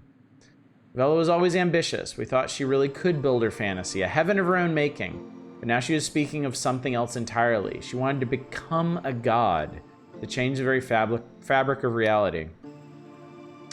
To what end? She claims that she would right all the world's wrongs, balance the scales so the common folk can live like nobles and rulers no longer lust for war. What happened? The crew was split. Some were eager to follow her to the Underlands, especially if it would make them even more rich, but many of us thought she had crossed into madness. Their fame had twisted to infamy, and even the Inquisition now considered as criminals. From infancy, I learned to listen to the language of the cosmos. Cipher flows through all things. Its grammar and syntax weave through our bodies and dreams alike. To change those rules for me would be a bigger heresy than slaying 1,000 gods. So when Orlaith raised his sword against Vela and stirred the crew of the Black Goblin to mutiny, I was willing to spill my own blood for the cause. And spill it I would.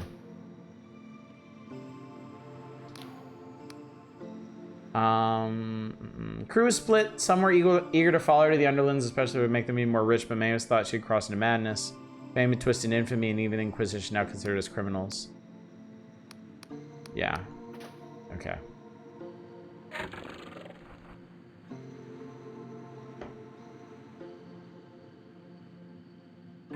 Approach her on the ship's bow, you said? Oh.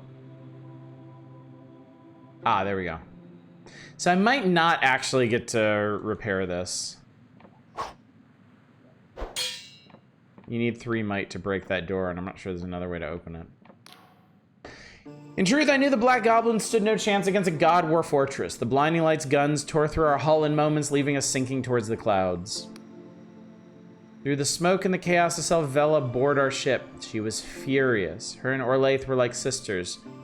She couldn't take the betrayal. Through the haze of battle, I saw their blades clash, and I saw Orlaith, her defense broken, hurled from the side of the ship. And then it crashed like I've never felt before. The ship had run aground. When I came to in this very spot, Vela stood overhead staring right at me. I was bloody, wounded, but Vela just turned and walked away. It was that moment I was born, the spectral echo of my former self. I tried to scream, I tried to cry, but I not yet learned how to coalesce into a body, a shape. That's the Inquisitor.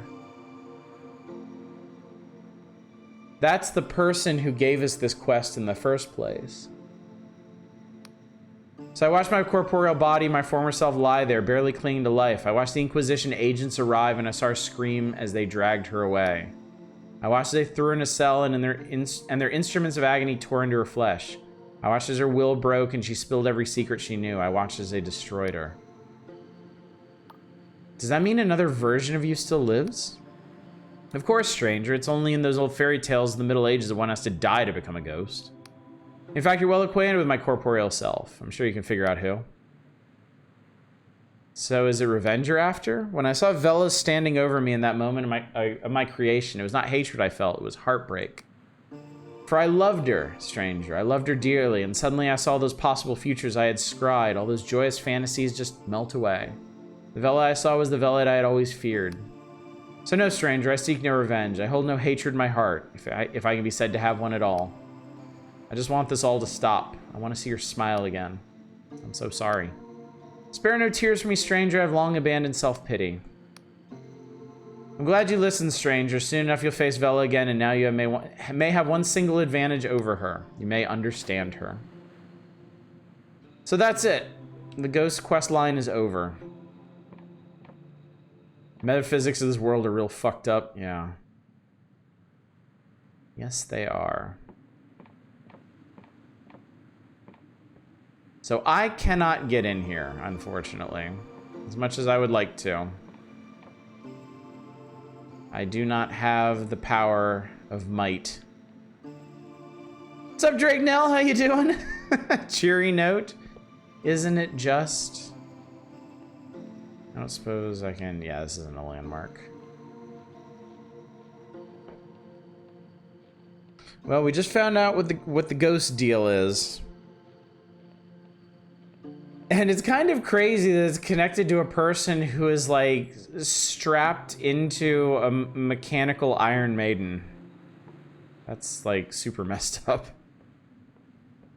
And unfortunately, that... If there is to be an airship that I can repair and get skyworthy once again, it's not that one. Tragically.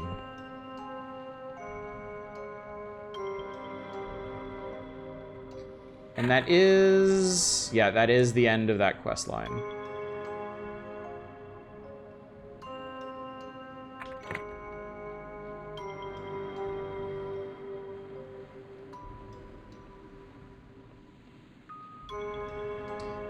The Clockwork Kingdom does not seem that big, if you ask me.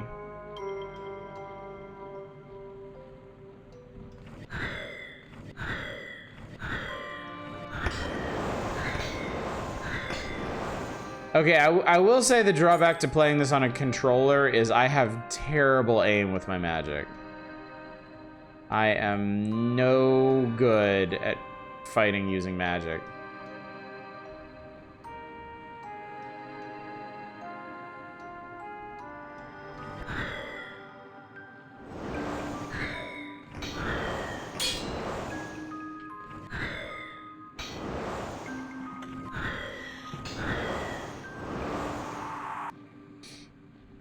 I know that looked good, but it wasn't, chat. Alright, I definitely want to get in here. And I can. Waggle your pages at him. Magic!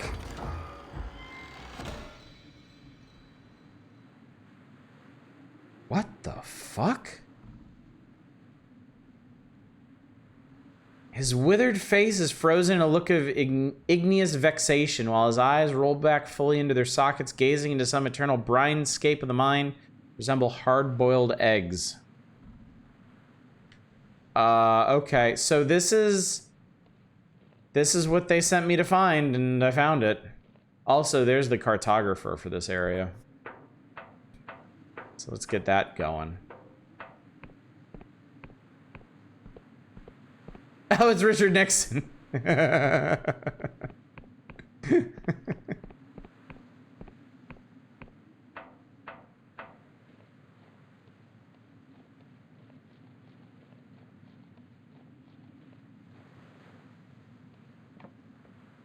Imagine you just picking that up and bringing it over to the ghost. Is like, well, look what I found.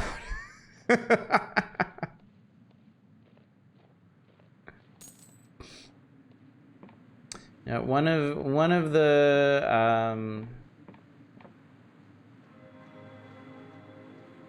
the city officials wants it real bad.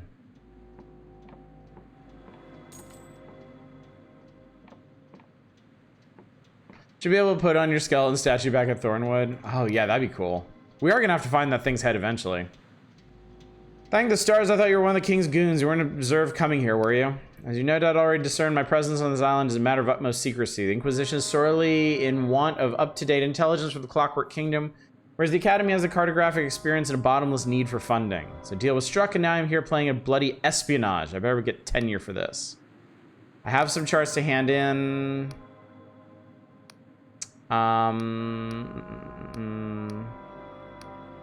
What landmarks do you need from this region? Tell you one thing, our old Cardovan maps are severely out of date. Everything's changed so much, and I dare not leave this platform lest I alert the king to my presence. Scholar just dabbed on you. Obvious starting place is the city of Ferropolis. Okay, we did that one. 50 years ago, it was just a mining outpost. Now it seems to be on stilts. At least that makes it a good landmark. Next is a fencing compound, the farther northern tip of the island. I got that one. I haven't been able to ascertain its purpose through all these trees. It could be some kind of magazine or military stockpile. Finally, I spot a sizable signaling tower at the far eastern end of the island. Proceed carefully. Things look a little weird over there. I'd swear at one point I saw the forest pulsating. I think that is... I think that's the corruption, which we haven't visited yet. So once I get this head back to the people, I should be able to use this. There we go. Should be able to open this up.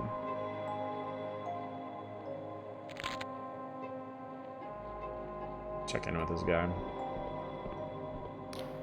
You travel, sorry for your clockwork citizen looking for refuge in the Apostatic Union. You're gonna need an Apostatic Union passport across the gate bridge. See, lots of folks have been trying to flee the chaos of the Clockwork King, and this gate bridge has been designed to help Union folk, and only Union folk make the crossing. Nobles in Hallishire reckon the place has enough problems without an influx of refugees.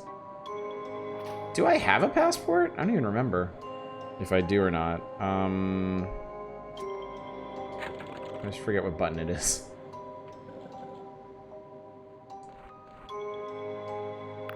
Be here.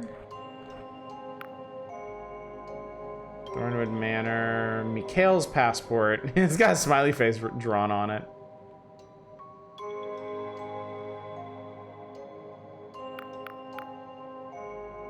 No, I have an academy recommendation. I do not have a passport right now, but I will get one for turning in this head in a jar.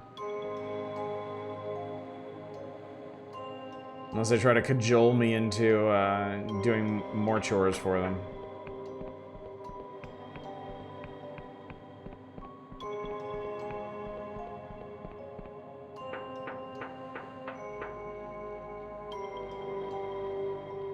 Now, there's a tower over here. I can't remember if we checked out yesterday or not. So I think we better go investigate. Gather as many of those as we can.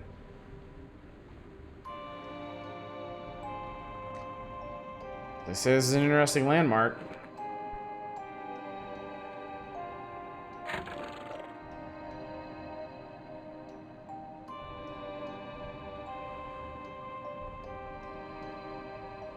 Okay. I guess that's a no. I haven't been here yet. What in the This is the library. Oh, shit. God, that scared the hell out of me. This is the library. Okay. Oh.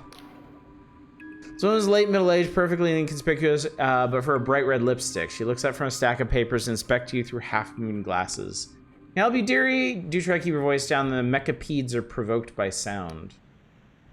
Sorry, the what? You nearly got your ass shelved. Mechapede Zeri, they say snuggled away most of the time. If I were to scream, they'd come scurrying out hungry for blood, but I'm sure you wouldn't give me any cause for that. Now, can I help you find anything? Is this the Library of Untruths by any chance? The Library of what? It certainly doesn't sound like a real place, dearie. If such a place did exist, you wouldn't be allowed there, and if this was it, you'd have to leave, but it doesn't, and this isn't, so you're fine. Quick question, how many fingers am I holding up? It's a game, dearie. I confess I don't know the rules. 3 fingers, of course. Let's change your answer. It says, did Oleg send you? Damn it, I've already told him I know nothing about any... Her eyes catch the locket and suddenly she can't look away. Locket. So you do recognize it. I've never seen this locket in my life, except... Why does it feel so... Please leave. Tell that drunken bloody oaf I want nothing to do with it. I'm not... She slams her fist on the desk to emphasize her point, prompting a chorus of mechanical chitters from the ceiling. Librarian sighs and lowers her voice to a sharp whisper. As I said, I'm not rescinding my petition. What petition do you mean? Our divorce petition. Isn't that why Oleg sent you? We've been waiting more than a year now for Its Majesty's ruling. Unfortunately, there's a backlog. No, I'm looking for his child. She listens to your explanation with growing alarm. But that's preposterous. That can't be right. I know that isn't. King's mercy is true, isn't it? Looks back, you seemingly on the verge of tears. I apologize for my outburst. I'm a little taken aback. It's my child, too. Listen, I can't help you. This is just an ordinary library, you see. There's nothing here about any missing child, and I am authorized to help you with whatever you need. Do you understand? I get it. You're enchanted, so you can't talk about this place. Don't be absurd. There used to be a librarian here who could only lie, but she turned into a dragon and flew away. Is there anything you are allowed to talk about? Whatever do you mean? Naturally, I can tell you basic facts about this library, such as how to access documents, and no one will mind if we chat about our own lives or the weather or such like. I just can't discuss any hidden purpose to the library or some spooky enchantment I might be under, because of course, neither thing exists. If there were any record of your child, how would I find it? Well, since neither I nor Oleg can remember the child, it stands to reason they never existed, and if they never existed, there couldn't be any record. Certainly not here. Anyway, there's no way to access the reading room upstairs without a royal permit. No way at all. Can you imagine if it was something as simple as a hidden lever? Her gaze briefly darts down under her desk. Oh dear, I'm feeling rather tired. You'll behave yourself or rest my eyes for a moment, won't you? Reach over her desk for a hidden lever. Your fingers quest around underneath the tip of her desk until they find something that clicks. Upstairs, you hear a mechanical door clank open. I love characters that are written like this. Thank you, dear. It's Genevieve, by the way, my name. Genevieve Mishkin. I don't know why, but I felt you should know that. I love the conceit of characters being under some kind of enchantment where they can't explain something. So they have to find weird, clever ways to get around it. I don't know if y'all have ever read Fables, but there is a really great scene with that.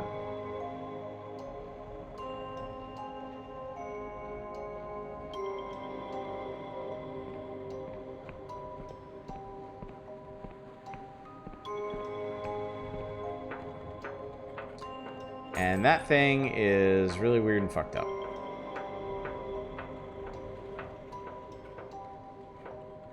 Liked a lot of early Fables. Yeah, I stopped collecting after the Battle of Fabletown.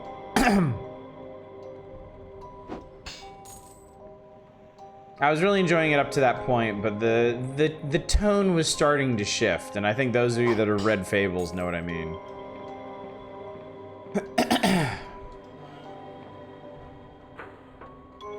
I love these fucking things, man. Machine thrums with sorcery. A quill is tethered to it by a silver chain. Welcome to the Library of Untruths. Please inscribe thy query. Beware, unsanctioned access is punishable by controlled annihilation. Tacoma is a good example of that. I totally forgot about Tacoma. I should play that game sometime. Is that the one that got the game made out of it? Yes. The Wolf Within? It was a Telltale game?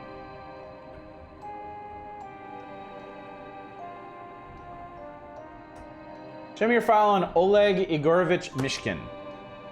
Wheels and gears begin to spin. Below your feet, you hear the library pulling up scrolls to be loaded in the machine. Pondering. Alas, cannot summon codex. Record of fault. Codex not sanctioned for this installation. Only redacted subjects are listed in this archive. Scrying related codices. Genevieve, Elodie, Mishkin, Branch 1. Igor Sulemanovich, Mishkin? Show me file on Genevieve, Branch 1.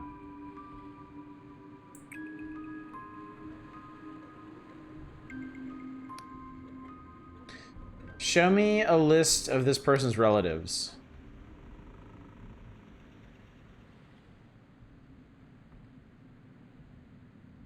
Alright, so Genevieve is branch 0.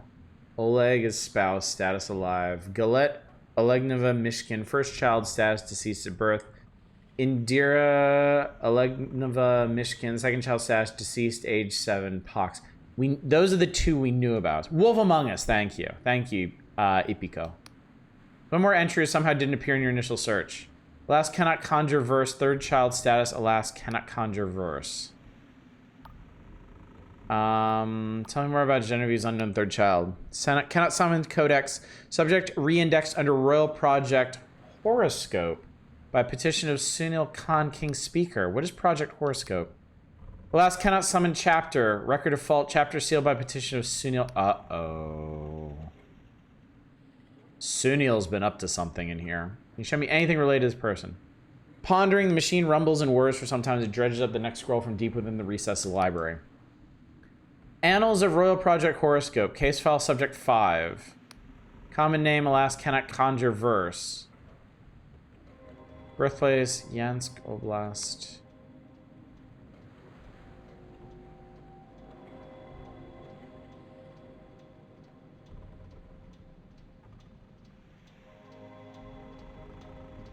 What?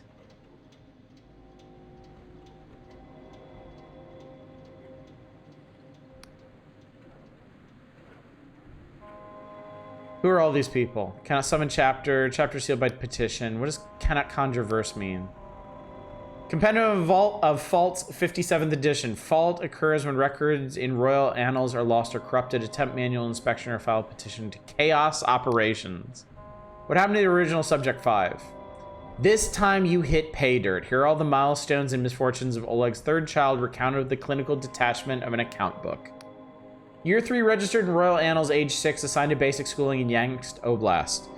Year 8 reassigned with family to Ferropolis. Year 9 petition machinist Rex for technical schooling denied.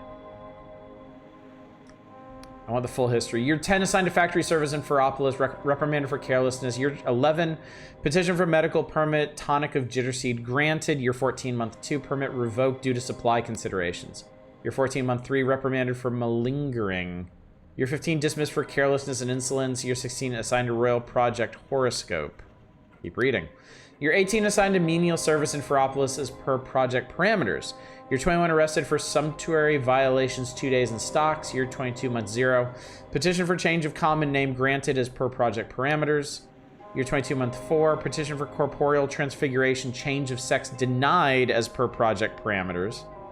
Year 23 month 1 appealed previous petition denied as per project parameters. Year 23 month 3 assigned to agricultural service in Istrict Oblast as per project parameters. Year 25 petition for reassignment to Ferropolis denied as per project parameters. Year 27 alas fault in status check. Year 28 fault. 29 fault. Horoscope. After some digging, you find a record that was left out of Speaker Sunil's veil of secrecy that raises as many questions as it answers. Subject 5, final conclusion. The subject and his branches were by far the most variable alumni of Project Horoscope. Branch 0, the original, achieved the lowest combined aptitude and patriotism score, CAPS, in the entire cohort, due to deficits in faith and compliance which outweighed his merit in scholastics and invention. Most alterations produced wild instabilities, leading to adverse outcomes for those branches. However, Branch 5 subsequently achieved the highest CAPS of all Horoscope alumni, earning admission to the Guild of Machinists. Since then, she has made transformative contributions. We recommend her for higher office. Lessons for further alteration doctrine are set forth in our full report.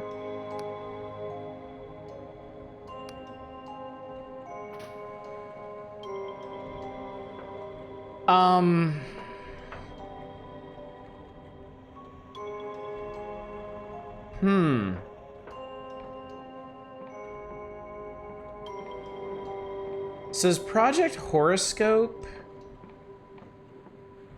Is that like an attempt at creating edited copies of people? Now the son is now a high-ranking daughter? I'm wondering if it's Afra.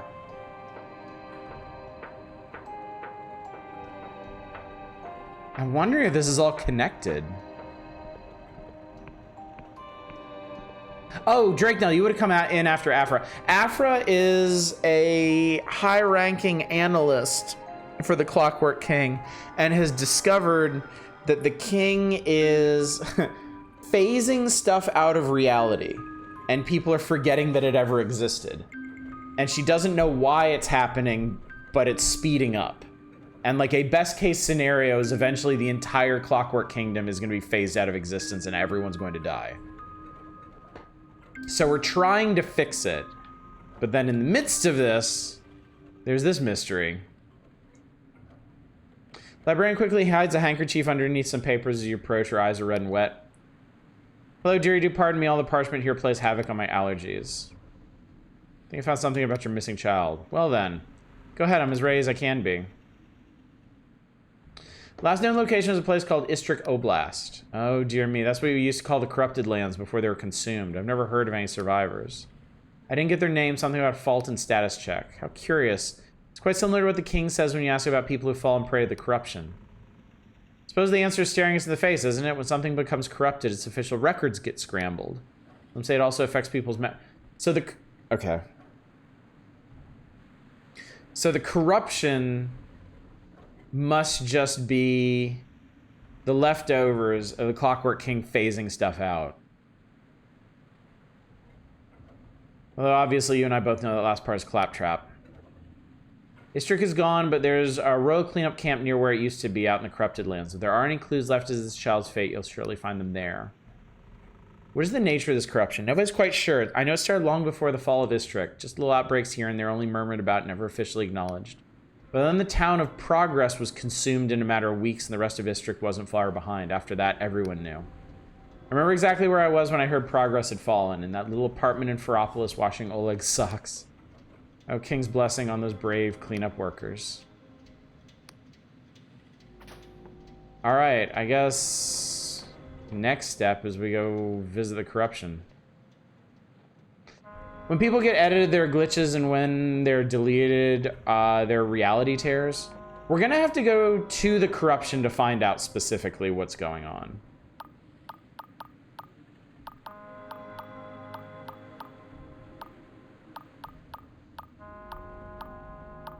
Hang on, something... What the fuck? Something disappeared from my equipment. I don't know how my stamina potions went away, but I need them. Boop. Time for breaking reality over our knee. It's always a good time to remix reality. Unless you're Velikolos, in which case we need you to stop that shit immediately. Make a few more gods to fix everything. Just one more god, bro. Just one more god. One more, seriously, just one more god. We get one more god, everything's fixed. Bro, just give me one more god. It's that simple.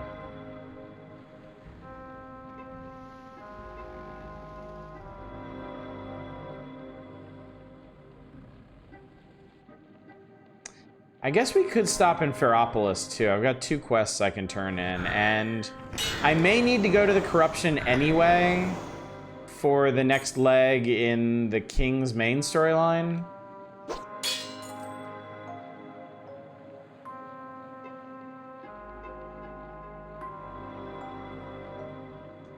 There's a little building out here I'm very curious about.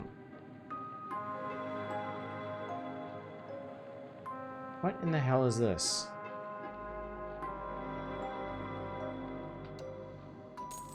Well, there's some money. And a locked door. Which is no match for me. Got me a little iron ore for my troubles. Okay, there's that area over there. We're gonna get to that eventually. Definitely got the Morrowind feel of an alien landscape and pissing around the wilds. That's why I love it so much. That's why I am such a huge fan of this game. It feels like super weird indie Morrowind, but with modern design considerations. Like, the combat in this doesn't suck ass. It's very streamlined in terms of stats and character progression. Like, for as weird and as alien as it is, it's actually a very friendly, very cozy game to play. And it's a big reason why I've been loving it so much for the past 2 weeks. I really, like, I would recommend this game to anybody. I could not recommend it enough, in fact. It is very, very good. Yeah, and the writing is really good, too. The writing has actually gotten better as we've gotten deeper into it. Which I guess makes sense. The later areas would have been composed later. And thus would have had more work put into them. Alright, anyway, let's talk to the Factor. Sorry, folks. I've got priority. One head in jar. Earl Factor glances up at you over little wire-rimmed spectacles. You find the cargo citizen. I'm afraid I have no time for you otherwise. Dump the pickled head on her desk. Friend of yours? Factor raises her eyebrows and lets out a low whistle. Not personally, but we should thank him nonetheless. After all, he just saved both your head and mine, see? What's so important about this head, anyway?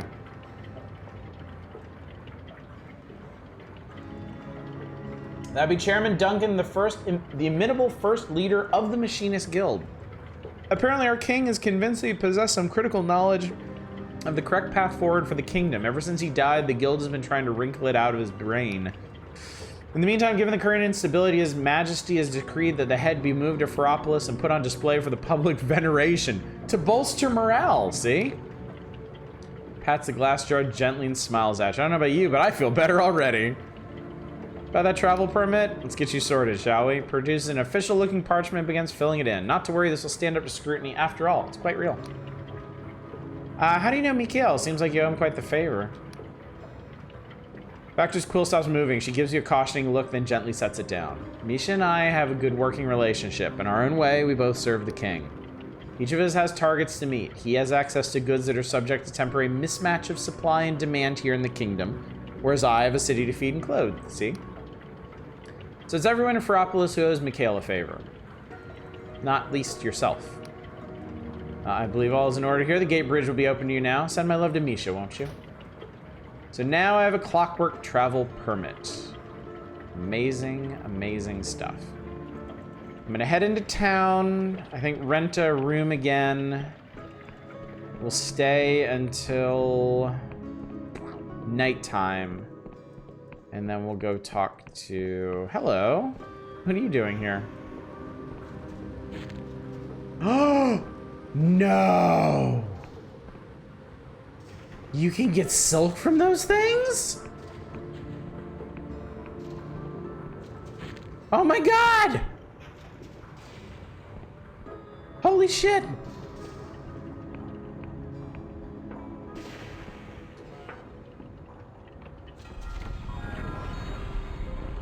I should have been petting all the cows, it's true. Alright, 5 coins for a room. Fresh silk straight from the worm's ass. Alright, we'll stay until night. Pet everything. Sage advice. Truer words have ne'er been spoken. I always thought silk was made from soy.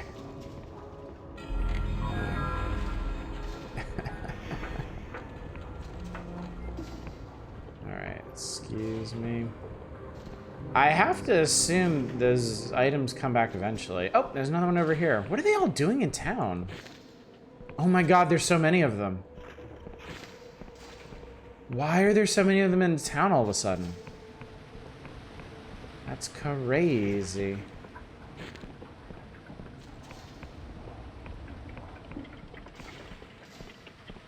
Watch out, I may not have to worry about silk thread ever again. Ifra's mechanical arm gives you a fluid salutation. How goes our task? Why is the city full of silk slugs? I guess I should have gleaned this from the name, really. Oh dear, again? I'm afraid I had my nose in my notes on the way here. The king's affection for silk slugs is a long-standing mystery, but not our most pressing. I found the king's message in the graveyard. She reads the transcript excitedly. Oh! She beams up. She stars aflame. I wasn't imagining it. This confirms my analysis. The king is speaking to us, and we must show that we've heard. How did you know about that weird tune? Oh, it was just a guess. King outputs so much information every day, and I just look for patterns. Truly, I'm interested. I get the sense there was some spark of inspiration. That was a very easy charm challenge. Tell the truth, I had a dream about it. I saw myself walking a graveyard, following that tune, and then finding... Now listen, I don't want you to think I'm some sort of crazed mystic. I spent so long buried in royal output logs, I sometimes fall asleep on the parchment. I think the dream was only my mind's way of pointing out a pattern I'd missed. Anyway, back to the matter at hand. The king speaks in a dialect of cipher language known as six-fold cipher. It's tremendously difficult for human brains to parse. So for your audience, you'll need a cranial moderator installed in your skull. Yeah, my what? Don't worry, it's quite safe. All the new machinists receive one when we pass our exams. There's only one cranial engineer still alive who's qualified to install them. Luckily, she has a soft spot for me. Seek out Morozov in the mountains north of Ferropolis. Tell her I sent you. Mention the Sadovsky problem. She'll fix you up. Any questions? I have some concerns about this skull machine. It's so alarming. Would you hesitate to enhance your eyes with spectacles or replace a rotten tooth with gold? You must understand the royal language opens many doors here. Most people would give their left hands to speak it.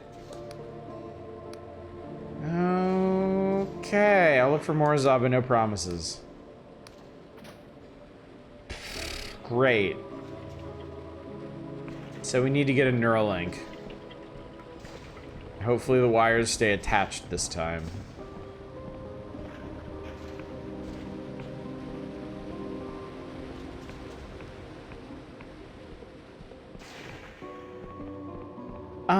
Is there another exit out of the city?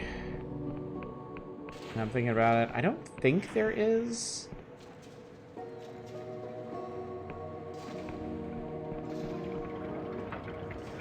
There does not appear to be, no. Neuralink with proven Tesla self-driving technology. Greg, you're gonna wind up with +2, -1. At least you die or controller would draw 2 cards.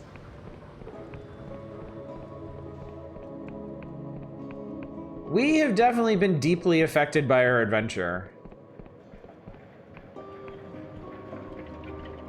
I mean, I've already got my ghost finger. You know what? Whatever that potion is, I don't need that bad. Could you combine silk to silk with make fine? No. No, you cannot upgrade items like you can in so many other games. If you need silk thread, you must find silk thread, period. It is non-negotiable. I'm guessing they're up there.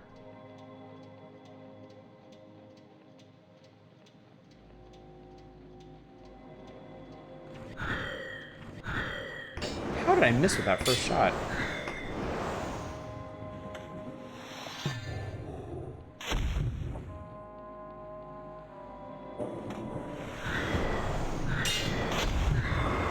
Okay, that actually did it. I got shot in the face with a cannonball and did a tiny amount of damage. That's really funny. Okay, actually, there's a bunch of shit up here.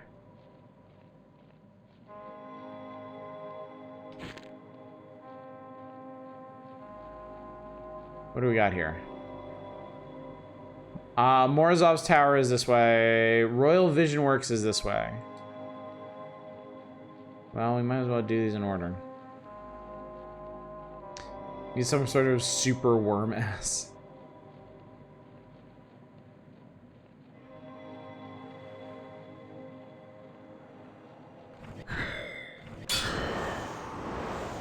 One shot of that one.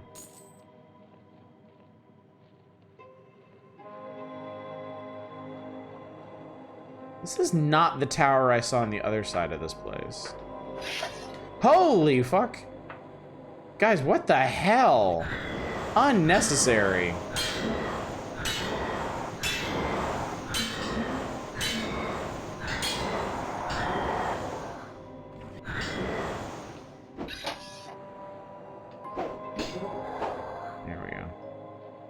Didn't drop anything. So we have the bone grinder mill. Bread not made with children's bones, we swear.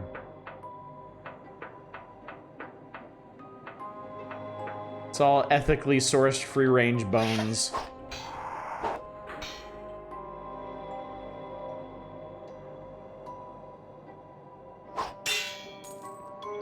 So why did I just have to oh fuck! Why are there so many of these things? What the hell is going on?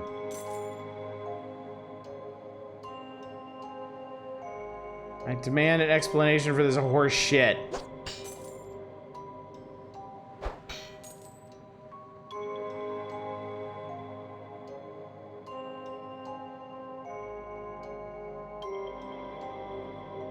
Oh, that's okay. This is just the access tower to the actual tower.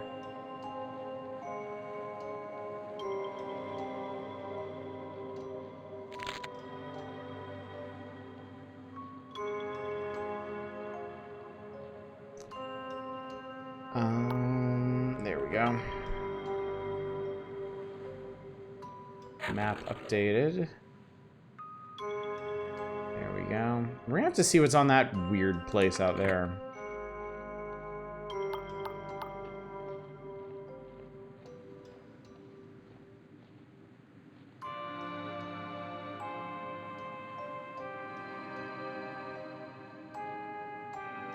Sorry, just looking for... Aha, I knew it! Glorious silk was hidden back here. Excellent.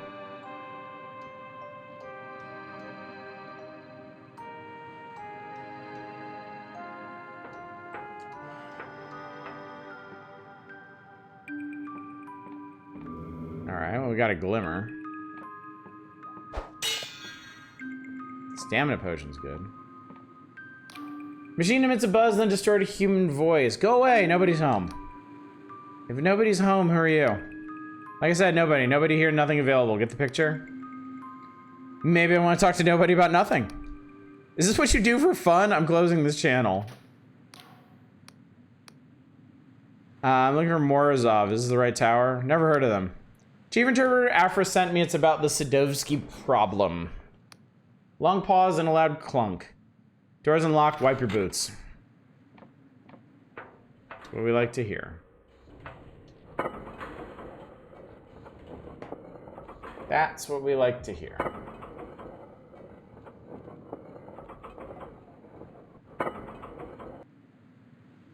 Someday, Chad, I want a tower like this from which to stream.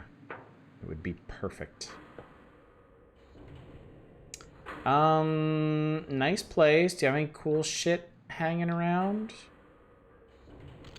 As a delight when a game lets you engage in smartassery. Yeah, and there's been a lot of that in this one. Ooh, treasure. Terrifying bottled vision. What the hell can I do with all these bottled visions? Besides drink them. I feel like drinking them would be a really bad idea.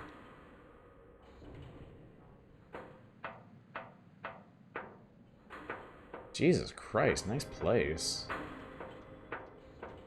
Book. Romance of the Scarab Part 4 by Milo Casimir. Nice. Hopefully that goes into our library. I have a room full for a full streaming setup and your death laser. I mean, I think I can cram it all in. Tetris it all. A stout, aging machinist looks surprised to see you. What? How'd you get inside? Get out of here right now or my security will fry you a crisp. You let me in? But why the hell would I do that? All of you know I'm in the middle of some very important work. You notice a cheaply bound romance open spine up beside her, plus stacks of dirty plates and half-empty teacups. Afra wants me to get a cranial modulator. Moderator, sweethearts. Cranial moderator. Scratch your head. Afra, huh? Bitch won't even write to me, and now she wants a favor. I guess she knows I can't say no to her. What's the Sadovsky problem, anyway? Psst, famous problem in cipher theory about whether you could use an advanced time spell to go backwards. We're both assigned to work on it years ago now. It's how we met. Morozov shakes her head. That dumb bitch. You know her well. Know her, sure. Me and Afro, we go way back. What's she dreaming about these days? Ah, don't tell me. I don't want any part of it. You'll help then? Sure, I guess. Technically my job or something. My condolences on becoming your new recruit. If you ask me, the guild's a sinking ship. Now listen, sweetheart. Getting your brain to accept a big hunk of gears as part of itself ain't exactly a cakewalk. I need a slice of your meat that's got deep connections to all the rest. Pick a person, someone you really cherished, see, someone that made you who you are. You're gonna forget them, and I'll stick the cranial moderator in their place. They'll be as dear to you as they were. Don't tell me about them, I don't care, just think of them. Say your goodbyes. Boy, that's fucked up. Oh, man. Okay, forget your parents. You've given up trying to make them understand. Forget your first love, you needn't carry that heartbreak anymore. Forget your best friend, it hurts to think how far apart you've grown. Forget your mentor, you still feel the sting of their disappointment. What would I do in this situation? If I was forced to forget somebody important. Forget all the people clearly disappointed in you.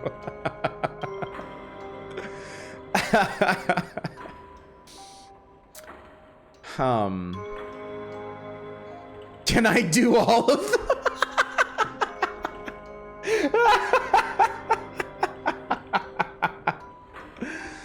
Probably first love, then again, I'm a loony goon who hasn't had a relationship.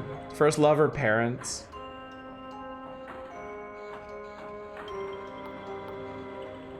I guess we come from different backgrounds, chat, because I actually get along really well with my parents.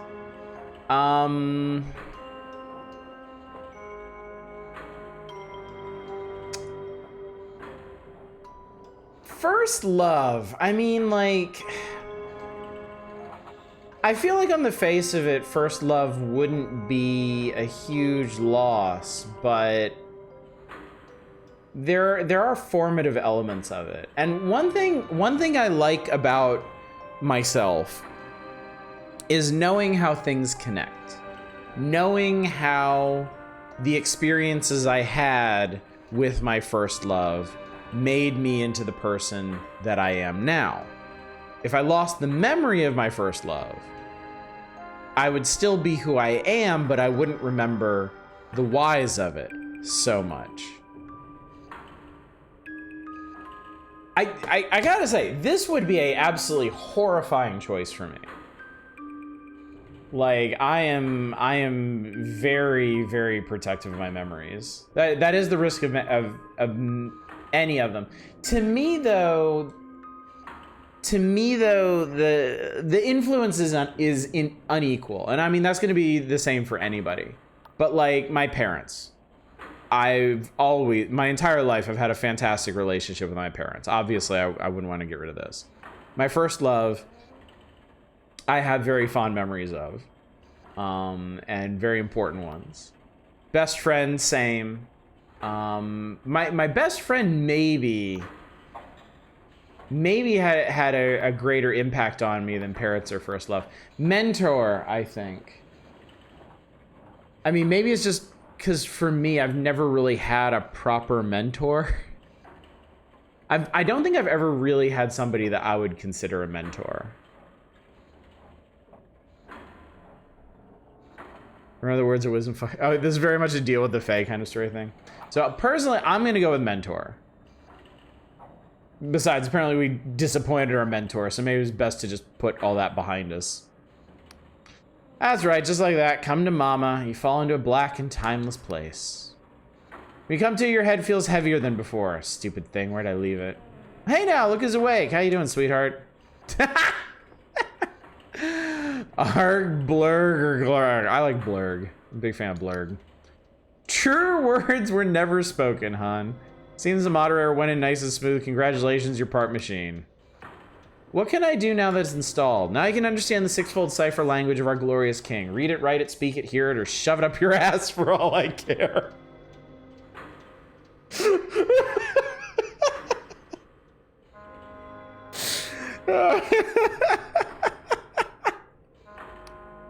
All makes sense to you.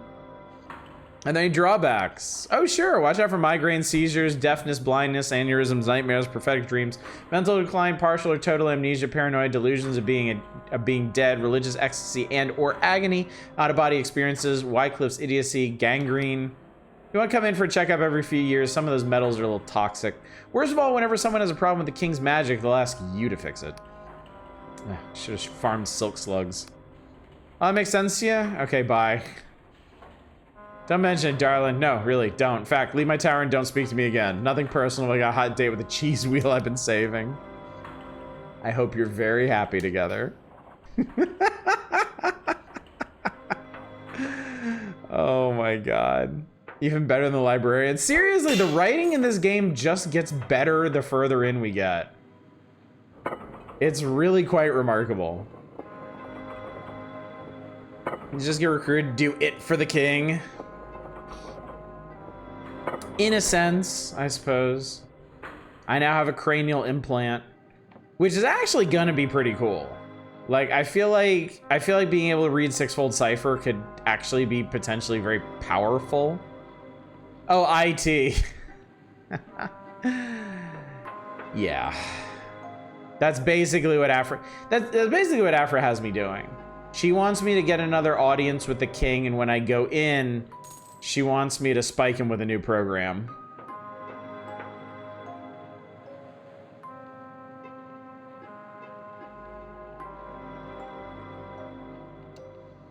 So basically, yes. The answer then is yes. Okay, there is a path down there. Absolutely no downsides, don't sweat it. Just love some of those metals are a bit toxic.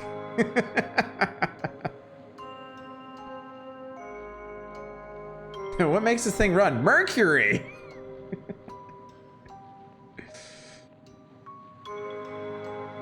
Can I get it removed? Nope. Take an 8-hour journey to the court where the 3 different individuals, including the king, assured you the power is switched on. It was not.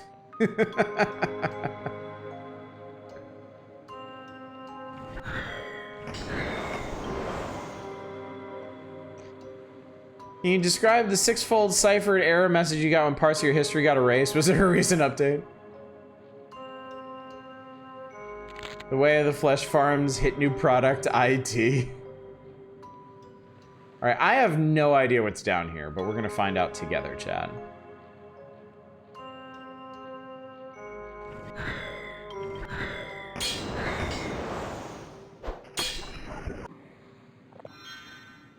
Fortunately, these guys aren't too much of a problem. Is there a... There's usually 2 ways into these places. I guess this one isn't. Guess we just gotta lockpick it. There we go. Gain fine ore. I'm wondering about Emberian ore. Starting to wonder if I actually am going to find any more Emberian ore. Like, ever. Or maybe this swanky-ass sword is the only Emberian weapon I will ever have. Ever.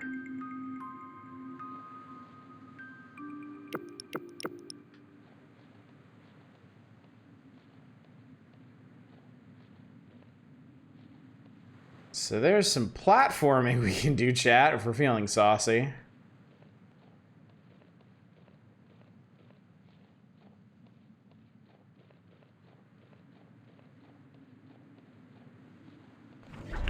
Oh, nope.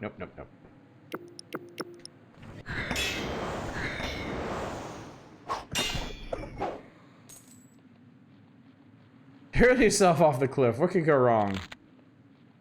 Actually, I gotta be honest with you. Risk our life for some arrows. There's a mine up there, is the thing. And one of those brainstem plants.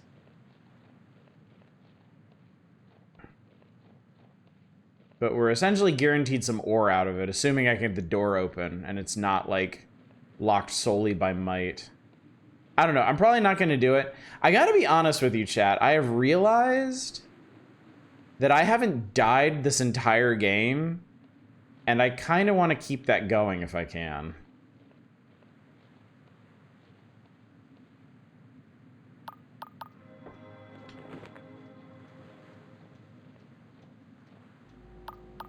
Like, things have really been going quite well in terms of staying. Oh, what the fuck is this place? Quick trills and sing-song voice she clearly practiced hundreds of times. Oh, welcome to the Royal Vision Works. Are you here for yourself or on behalf of someone else? Myself. Lovely, rest assured you're in safe hands. The welfare of our workers is paramount to everyone here. And you won't be pressured into anything. The final decision is yours alone. Yep, I just said it out loud. I know. I seem to remember you falling off an island a time or two early on. I fell off of one island and I managed to hit the recall spell before I died. I have not actually died this entire time. We have a number of positions open with contracts ranging from 3 clockwork standard months to 12 years. How long are you thinking of staying? How long is a clockwork standard month again? Don't worry, you're not the first to ask. Lots of older folks still have trouble with the calendar. Clockwork month has 60 days, counting day 0, of course. Never mind all that. I need to see Dr. Pripp. Sorry, Dr. Pripp is extremely busy at present and is only seeing visitors by appointment. Can I help you with anything else? Show machinist insignia. Take me to Pripp or the king will hear of it. My apologies, Your Honor. Why didn't you say so earlier? Even so, I'm afraid I'll need to see some kind of order from the king. It says so on the letter patent, you see. Points to an official-looking document proudly displayed upon the wall. Charm. I'm here about a very sensitive matter. Yes, it succeeded. Of course, Your Honor. The good doctor is up on the top floor and she'll be happy to assist you. And long live the king, of course. Cool, because I don't think I was getting through that door any other way.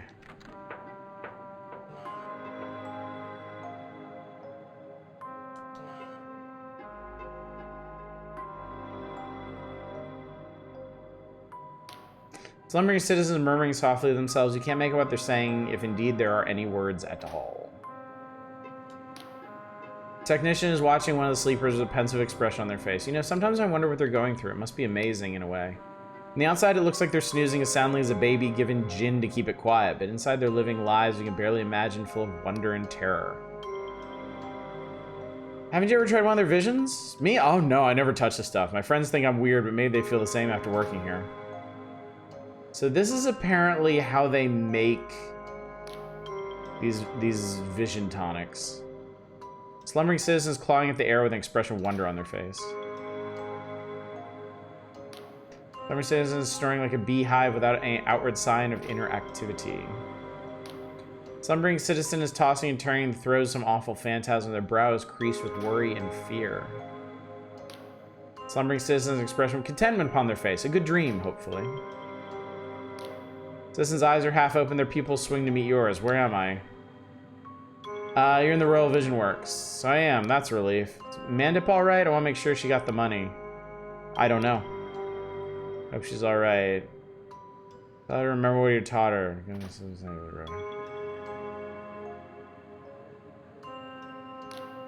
No time to chat. I have a lot of bedpans empty and clean before the end of my shift. The vegetables aren't about to lend a hand.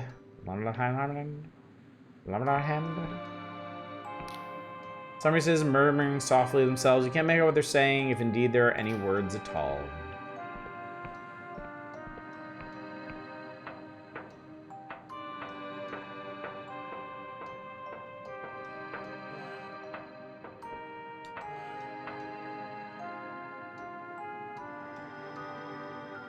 Jesus, is it already 11:30? I feel like I just got started tonight, chat. I guess I have done a lot. Search the entire northern reaches of the Clockwork Kingdom. Finish going through Ferropolis. That's the guy I need. Definitely knocking off a bunch of quests, though. Good. Smell of jasmine lingers around this excessively well-kempt man. Little round spectacles frame his cadaverous face, and a neatly trimmed mustache nestles on his top lip. Well, well, there's something one doesn't see every day. A mystery visitor. I know all the names and faces of my workers' regular visitors, so I warrant you are here to see me. Gives you a small but theatrical bow. Dr. Karl von Pripp at your service, physician, vision right, and appointed steward of all the industrious dreamers who serve here. So it brings you to the Royal Vision Works today. What's this place? It looks like a hospital. It feels like a prison. A prison, on the contrary. Most of our workers come here of their own free will. Most of our workers come here of their own free will. Took a telephone call, got cybernetically augmented, found head in jar. West Coast privilege is 1:30 in the morning. Yeah, I know. Rest are far past the point of making their own decisions. Some come from desperate circumstances and wish to lift their relatives out of a financial hole. Others are working to furnish their own future. Occasionally, a delinquent debtor will be given the choice of coming here instead of being gaoled. A rare few of them are, to be blunt, simply tired of life. I hope even my detractors would agree that my patented ever-sleep elixir is far preferable to suicide. What does the royal part mean? We enjoy the letter patent from our glorious Clockwork King, which gives us legal monopoly on exporting bottled visions outside the kingdom. Separately, I'm a chairman of the Eneric Oversight Committee, which regulates the vision trade, licenses vision rights, and ensures that bottles hazardous to public morals are taken off the shelves. Well, that's fucking convenient. The guy who has a monopoly on the bottled vision trade is also the chairman of the Oversight Committee on bottled vision trade. Gaoled is British for jailed. Oh, thank you, Gredfodder. As a dude, I take exceedingly seriously. How can be a sir? What the fuck ever, man. I'm here on behalf of a woman who can't wake up. Dr. Priv, listening to your tale with studious dispassion, his brow slightly furrowed. His most unfortunate case, alas, is also a familiar one. Would you like the good news first or the bad news? The good news.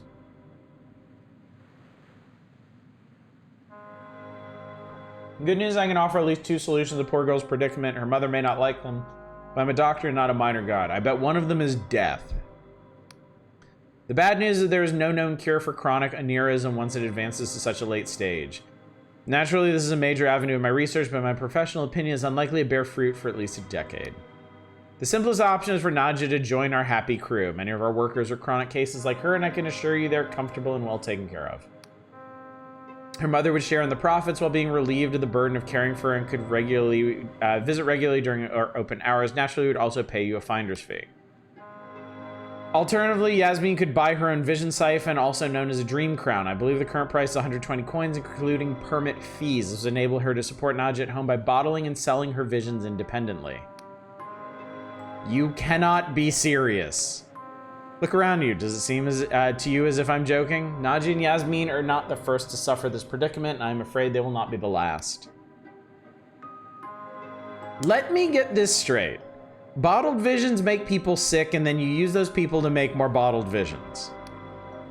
I must correct you on one point. Only a very small percentage of vision imbibers suffer from chronic aneurysm, and invariably we find that they have a history of excessive use. The label does warn you against that, you know. Okay. I'll have to see what Yasmin thinks. Why don't you take one of our standard contracts for her to read through? A pre-stamped 0th class Royal Post envelope is included in the package. If Yasmin accepts our offer, I shall leave your finder's fee with Vidal, the vision trader in Ferropolis. Just shove it up your ass. Thanks, I suppose. Remember, this is not a decision that should be taken lightly. I encourage Yasmin to take all the time she wishes. This guy. This fucking guy is extremely well written. Like, he's a piece of shit, but he is like the most congenial piece of shit possible.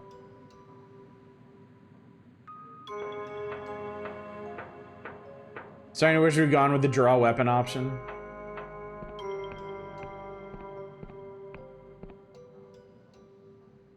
Further, the clear it is that the Clockwork Kingdom Tourism Board really has their work cut out for them. Man, tell me about it.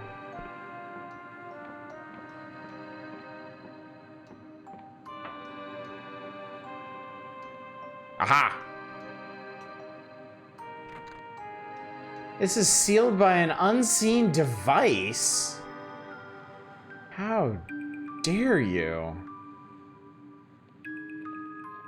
Okay, that must mean there's lore objects around here to interact with. It must. It simply must. Aha, yes. Yes! I definitely want to replay this game someday and take all the alternate paths to things. Like, support the Wiccans, let the gods do their things, spurn the Inquisition at every chance I get. Let the ghost destroy the Eternal Lands. Smash this place up. What's your local crimes against humanity with a side of hypercapitalism to boot? Yeah, killing the way of flesh.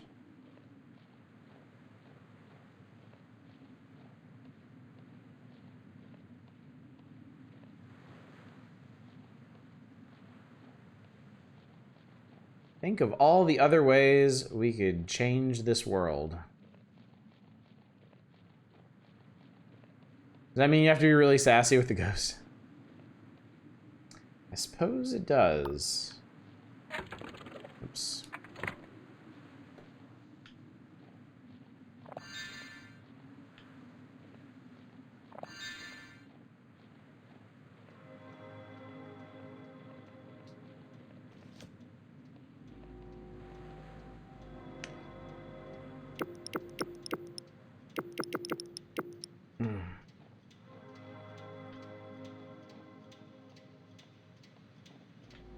Chad, I think I'm gonna go for it.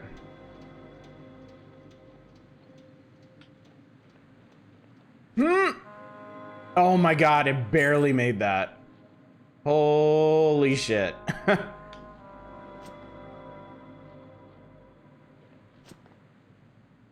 Just the sweatiest fucking palms right now. Huh.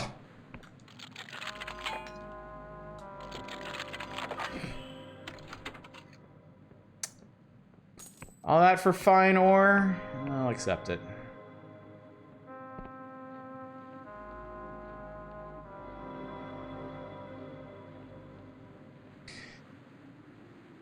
This is still one of the most fucked up things in the entire game, honestly. I don't think I'm ever gonna get used to seeing those.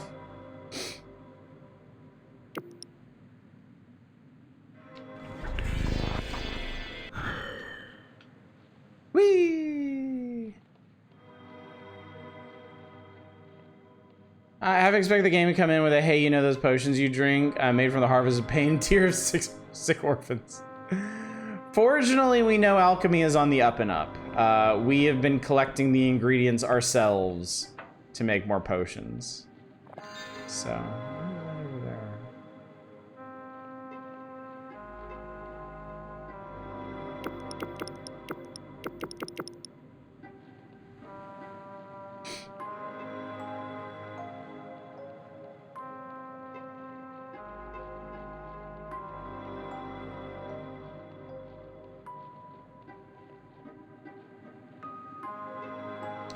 I've already harvested their silk.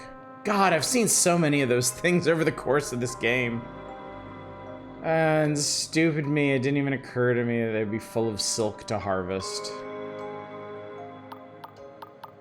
What a fool I've been, chat. What a fool I've been. Now this place... I guess I gotta lockpick this place.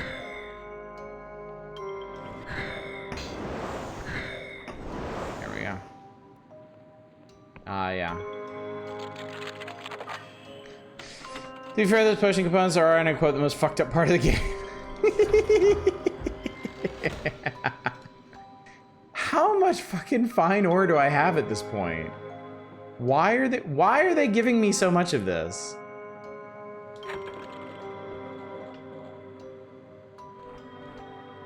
$17 fine ore. Also, I have 7 people's brain stems. 9 silk thread. Only 3 iron ore, though. And I know I need more than that. I also have 111 shuriken.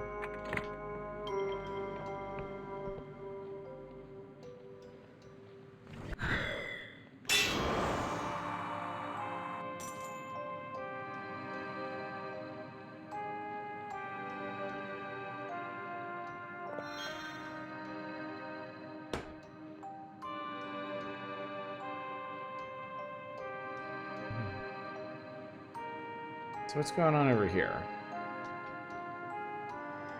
This way to Samuel's Place, Horace Metcalf Stories Rule, and this way to the Corrupted. Okay, so this is the bridge to the Corrupted Lands.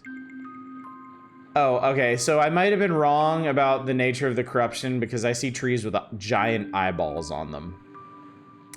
So...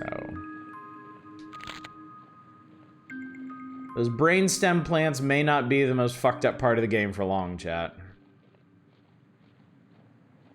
That's perfectly natural.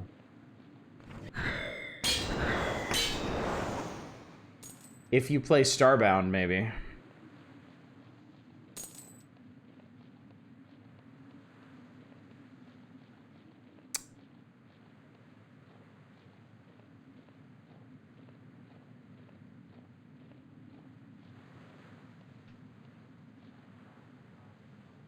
There's a lot of that going around. Flesh trees with eyeballs are perfectly normal flora in the kingdom. I mean, that is essentially the Eye of Pageth that we've been collecting. Knowing what we know about Pageth. So. Suppose I can't argue that, can I? This looks like an interesting landmark.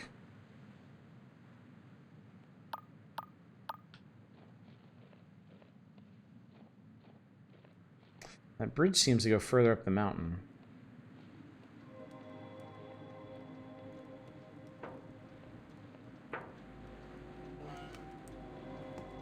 Greetings, friends. What the hell is this? Music box of rare and intricate design. Its lid depicts pastoral scenes of ordinary mortals working and relaxing together, finely inlaid with iridescent chitin and mother of cloud pearl. However, there doesn't seem to be any music in it. This is a very unique character model. This elegant-looking man appears lost in reverie, humming softly to himself. He has a youthful face despite his growing crow's feet, and his voice is as gentle as if he were murmuring to a sleeping babe. Hello there, where have you come from? You're certainly on the road less traveled. Sam, would you be an angel and brew some more tea? We have a guest. Very kind. I didn't catch your name, Mr. Goodness gracious, where are my manners? I'm Horace Metcalf, lodger, childminder, and general factotum hereabouts. I also have a little sideline as a weaver of dreams, I suppose, which has been surprisingly successful. You're welcome to stay a while and rest your feet. I'm sure Samuel will be happy to fix you some refreshments. Takes a dainty sip from his porcelain teacup. So what do we owe this? To what do we owe this serendipitous visit? Tell me a little about yourself. Scarce little to tell, I fear. I've lived in the Clockwork Kingdom all my life, and jolly glad I am for it too. My health keeps me from roaming, but Samuel has made me feel quite at home. As aforementioned, I also dabble with brewing bottled visions. I specialize in dreams of adventure upon the turbulent skies, aerial battles, swashbuckling duels, and other such daring do. Judging by the letters I receive, they're quite popular. Vidal the Vision Trader sent me. I'm a huge admirer of yours. How wonderful! It's always nice to know my work resonates with people. Would you like anything signed? If I may ask, where do you get your ideas? He looks bashful. Ah, well, you mustn't think I'm any kind of expert. You see, making bottled visions isn't like writing a book. You cannot control where the slumbering mind wanders. You can only influence it by choosing what fodder it will chew on. Since visions are such a vital industry, the king permits me to access literature from abroad. News pamphlets, ship schematics, Janice's Mercenary Weekly, even those silly caddish Rakehill books. I devour every bit of reading material I can find. Although, it seems like he wants to say more, but then shakes his head. No, I'll stop there. An artist must keep something in his pocket, eh?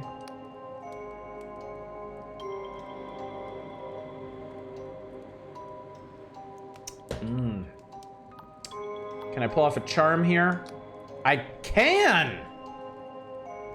Seems to put him at ease and he laughs a little. Jolly well said. Well, I suppose there's no harm in it as long as it's only between us. The truth is, I did not choose these visions. I am plagued by them. Dreams of gleaming sails and burning citadels, the stench of gun smoke and the taste of blood. I hope that bottling them might somehow pacify them, but still they come. Sometimes I dream of things I cannot possibly know of. Mushroom-covered ruins in the flickering light of a star shell. Watching cirrus squid frolic off the prow, or sailing through the glittering forest of a siren jelly's tentacles. Of kinship forged in battle, baptized in hellfire. And then there's the Ashen Woman. That's what I call her. She seems to be a recurring character. Of course, those bottles stay locked in my private collection. Somehow it doesn't feel safe to expose the public to her. Even now I see her with hair like snow and eyes like twin volcanoes, bold, passionate, sardonic, yet pensive somehow. Her left hand holds the seed of all our futures, while her right hand holds the sword that ends the world. As Metcalf continues his description, all remaining doubts leave your mind. Somehow you know exactly who he's describing. Vela. Metcalf's teacup pauses on the way to his mouth. I beg your pardon? That's Vela. You're describing Vela Kalos. He lowers the teacup slowly back to its saucer. I am? I mean, I suppose I've seen her woodcut often enough. What of it?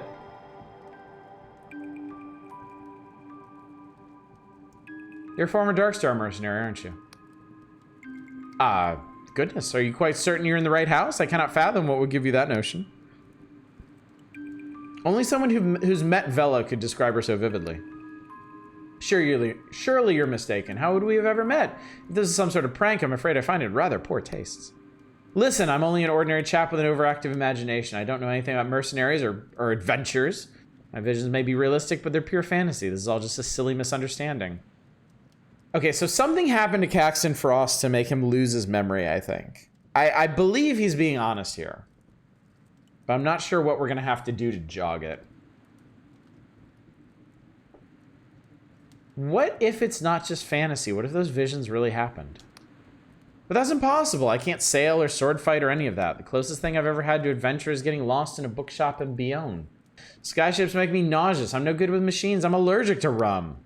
Besides, how could I have gone gallivanting in old ruins in my condition of health? I can barely walk 100 yards. Now, please, can't you see I'm telling the truth? What more must I do to convince you? A faint rattling of porcelain emanates from his cup and saucer. His hands are shaking. If you don't talk, the world could be destroyed. If you don't talk, I'll be drawn and quartered. If you won't talk, I'll make you talk. But how, for pity's sake? How can I admit to something that isn't true? Dash it all to blazes. Throws up both hands in desperation. I am not a Darkstar. There's a moment of silence, only broken by the steady dripping of the tea he just splashed across the wall. You really believe you're Horace Metcalf, don't you? Yes. Yes, I flipping well do, because that's who I am. Oh, what a jolly horrid day. This is going to affect my dreams for weeks. A new dark direction for Horace Metcalf, that's what they'll say. Horace, listen to me. Your whole identity is a fiction. You were a Darkstar, but someone has erased your memory. Now I need your help to save the world. He sighs deeply. You really are very strange. Do you know that? Clearly, this conversation has hit a wall. You'll need to find some other way of jogging Metcalf's memory. That private vision stash he mentioned must be the key, but where in the house is he keeping it? Someone glares at you suspiciously. Horace tries to hide it. You can tell he's rattled. What'd you say to him? Why are you harassing him like this? I have reason to believe your Horace is more than he seems. Samuel listens to your explanation with increasing confusion. Darkstars? The Underlands? Horace? Listen, you got it all wrong. Comically, cosmically wrong. Evidently, you don't know much about Horace, but I do. The idea that he'd be mixed up in this nonsense is preposterous. The man wouldn't hurt a fly, and if he wanted to, he wouldn't know how. You leave us in peace. Do you know any corrupted lands? King's Ours, why would you want to go there? Whole place under quarantine. Since the bridge is closed, I suppose you'd have to find some way across that great trench south of the mountains. But listen, if you don't go trespassing, don't you dare come back here afterwards. I won't let you put us at risk.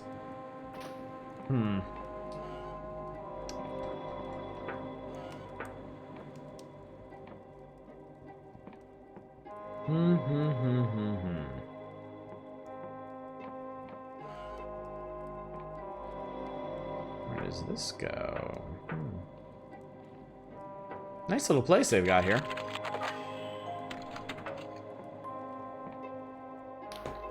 Ghostly light ripples from within each bottle, their contents swirling like mist. Evidently, this is Horace Metcalf's private vision stash. His labeling system is meticulous, and you quickly locate a bottle marked not for distribution that mentions the Ashen Woman. You take the bottle. So, video game, what do you want me to do with said bottle? Find a safe place to imbibe it. Oh, God. Oh, Lord, we're just gonna drink this shit.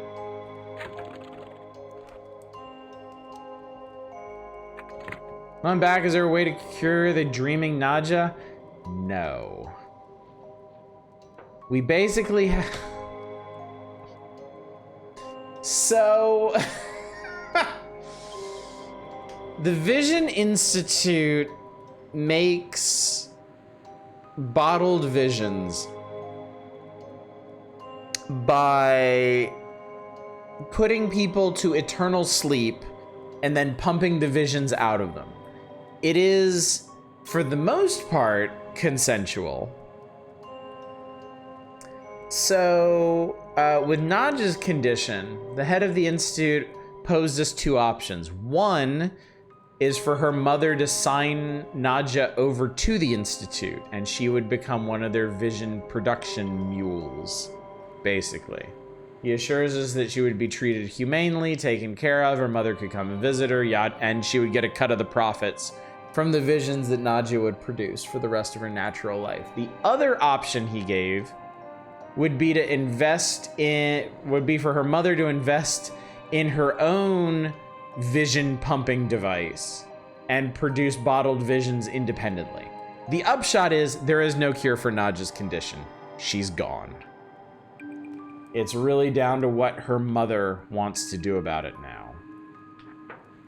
And if that sounds fucked up and awful, that's because it is. Anyway, this seems like a great place to get drunk off of some other person's forgotten memories. Let's fucking do this. Metcalf's vision. A bottle vision from the private stash of Horace Metcalf can contain a clue to his missing past. See what it contains. You'll have to consume the bottle yourself. Oh my god, it's a little portable hookah. You drift into a restless sleep. You're climbing through the skeleton of a Titanic machine. Above you, the ashen woman pauses on a rusted clavicle to give you a cocky grin. Come on, slow coach. You forget to oil your legs? That's right. You're Horace Metcalf now, not whoever you were before. You watch Vela input some kind of code, and the Titan's brain case opens so you can clamber out. Then she takes your hand, gives it a reassuring squeeze, and you both lift off the ground.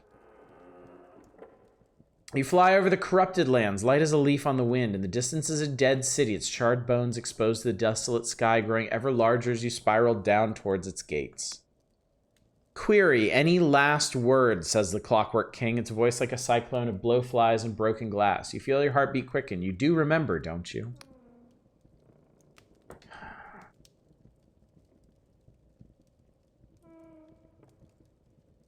Do I remember? A hard light of creation burns within the fallible flesh. Alas, we who wish to lay the grounds of kindness could not ourselves be kind. I must obey the inscrutable exhortations of my soul. I recognize these lines. I don't recognize the context.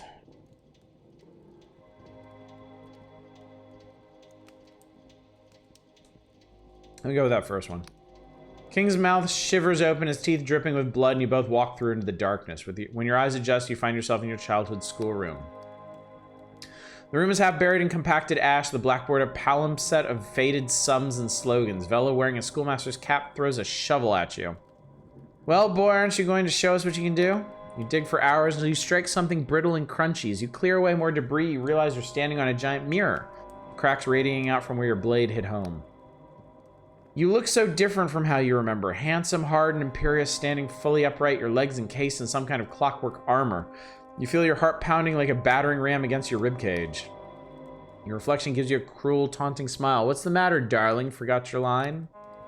You wake up breathless and drenched in sweat, your thoughts racing. You know where you must go. You know from the vision, from flying over the corrupted lands with Vela, past the abandoned diggers, down to the very southeastern tip to the lost city of Progress. That is where Horace's memories lie.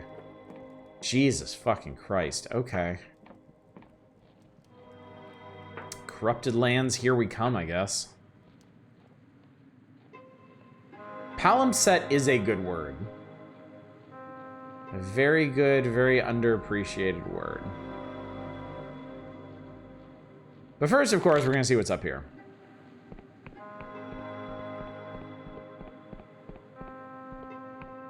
And it looks like it's money.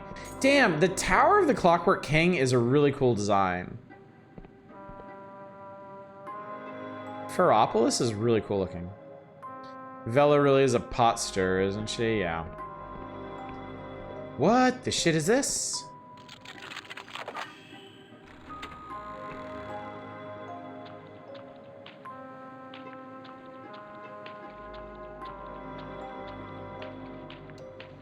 This is an Emberian vault. This door needs a key. Fuck. Alright. If I happen to find an Emberian key, I know where to take it. That is rather mysterious, isn't it?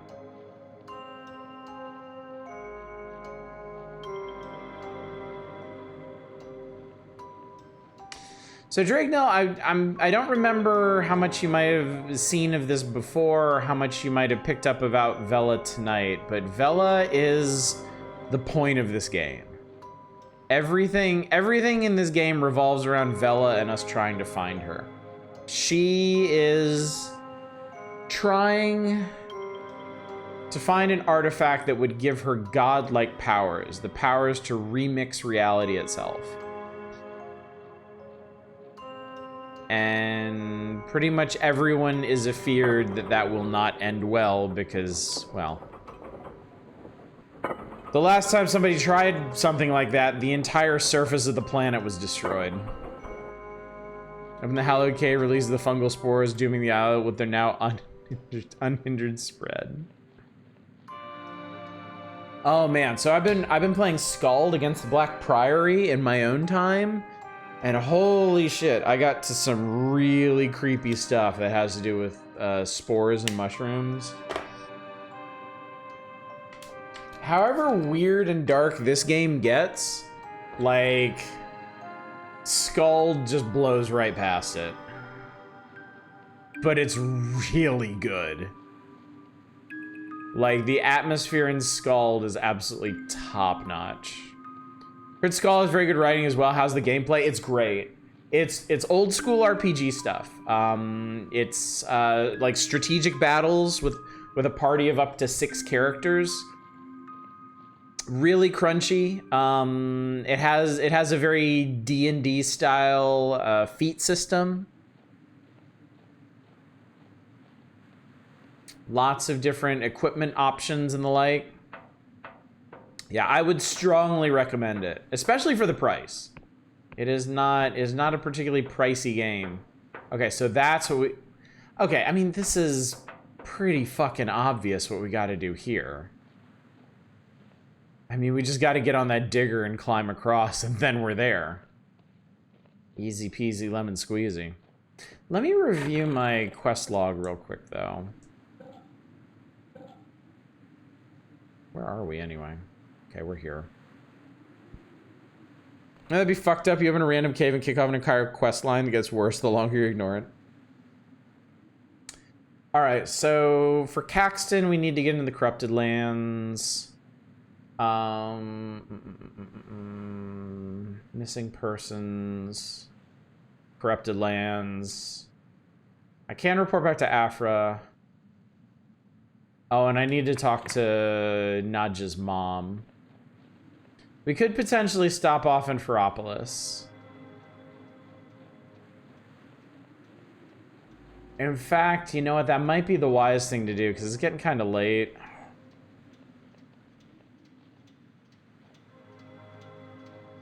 I think that's what we'll do. I think we'll head back to Ferropolis, turn in these 2 quests.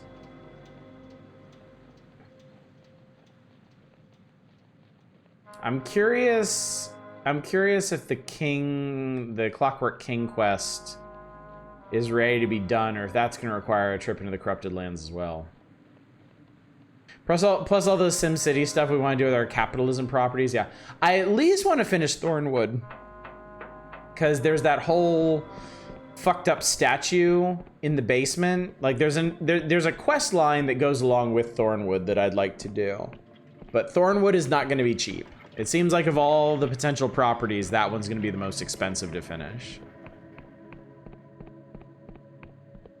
And I still don't have an airship, chat. I need a fucking airship at some point. All right.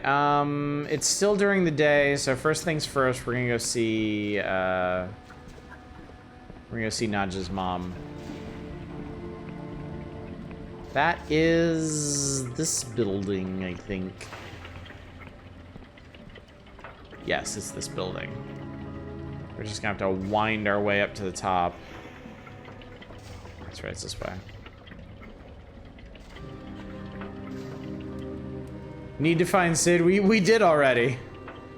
Misha was our Sid. Drunk ass Sid. Find Yasmin feeding her daughter porridge from a wooden bowl, sing a soft lullaby. She looks worn down to the bone. Yasmin glances your direction. Hello again. Did you have any luck? I managed to find a doctor, but it's not good news. You hand her the sheet of papers that Prip gave you and begin to explain. From the way Yasmin listens, you can tell she has plenty of experience maintaining composure in the face of tragedy. This time, though, it is not enough.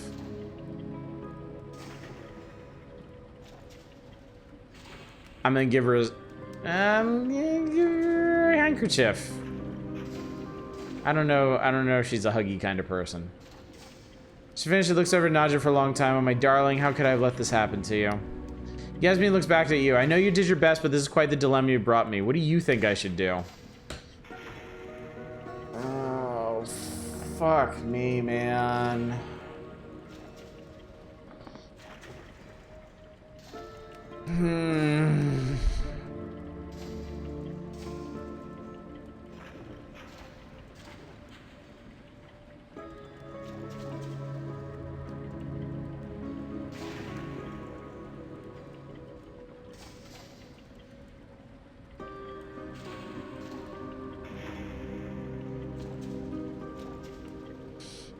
First option at fall said she would never stop worrying. I think worrying in the sense of having to tend to her, having to take care of her.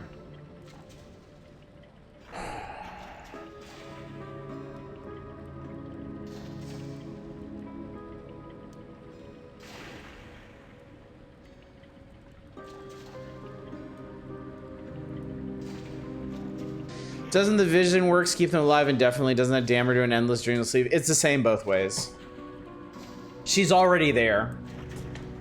She is suffering chronic onerism.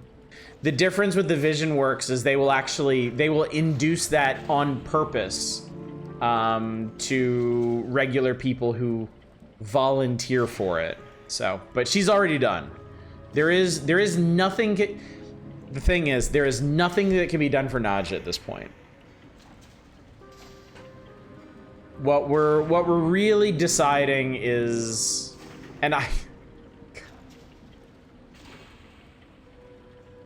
it's such a fucked up thing to put on the player.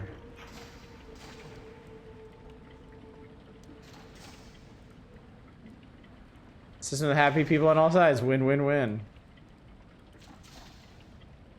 Yeah, there's really no right answer.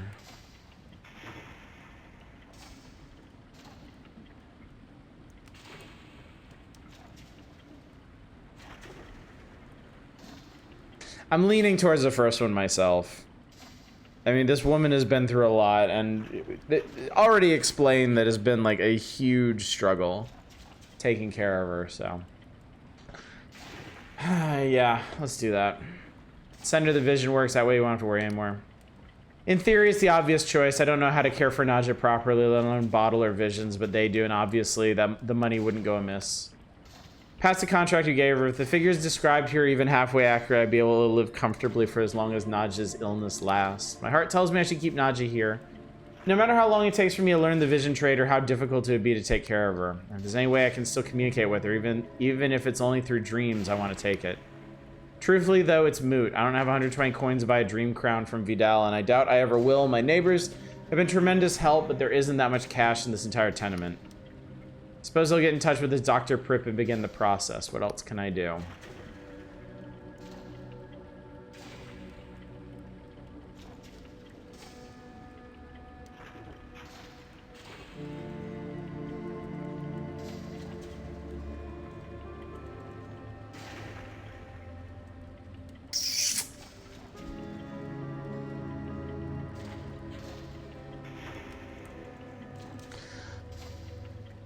Here's what I'm gonna do. I'm gonna see if I can pass the charm option. If I can't pass the charm option, I'll buy the crown. I'll let the game systems decide. Yeah, it succeeded. It's true, she always used to tell me not to worry about working, that she'd take care of everything so I could rest my lungs. Maybe this is really what she'd want. You can tell you've made her feel better about her decision. Whatever the outcome, you've helped Nadja more than I could have asked. I wish I could pay for your time, but well, perhaps this will suffice.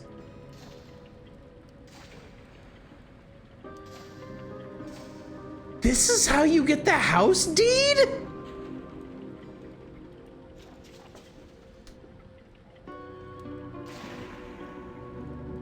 Jesus Christ!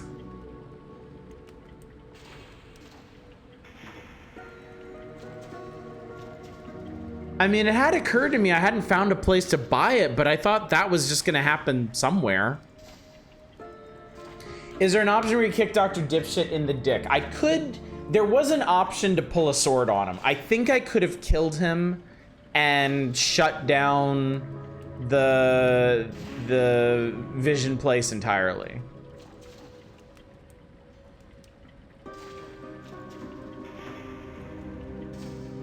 I don't know. It's there's no good answer to this one, really.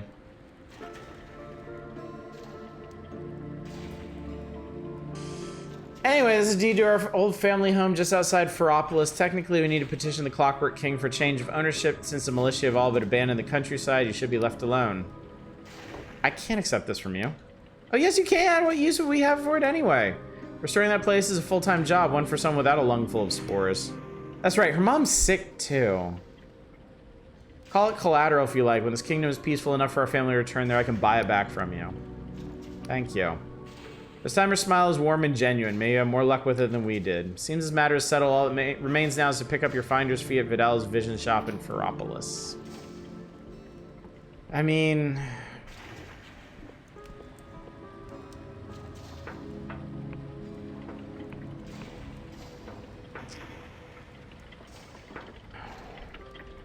I think that... Okay. I think this is what really proves that this game has great writing. Like, we made, by all accounts, we made the best of a terrible situation. But making the best of a terrible situation was essentially monetizing someone with an incurable illness to support their ill family member. And I mean, the family member isn't upset about this. Everything the game is telling us is that this worked out. But because of the context, because of what we know about bottling visions and the whole process and the guy who's in charge of it, we feel like shit. We did the best we could, and we feel awful about it. So... that's how I know this game has extremely good writing. And now I'm gonna get paid, too.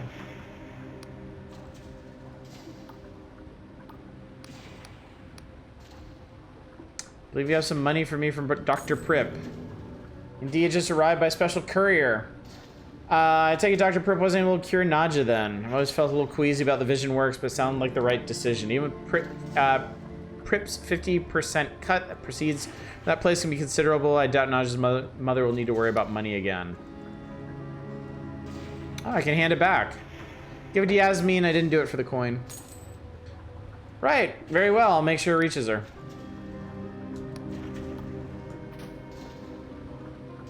See, even that doesn't really make me feel much better. I don't think anything about this is gonna make me feel much better. I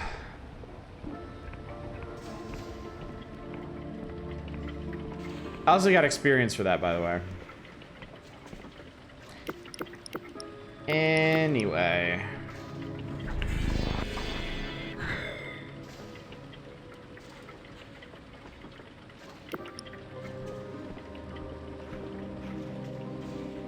Go back to the doctor's place and start swinging. I don't know that I would actually have the option to do that. I'm sure they don't need him to care for the patients they do have. They might, actually. He is the expert. We talked to some of the people working the Vision Works, and they're just grunts. They have no idea how any of that stuff functions.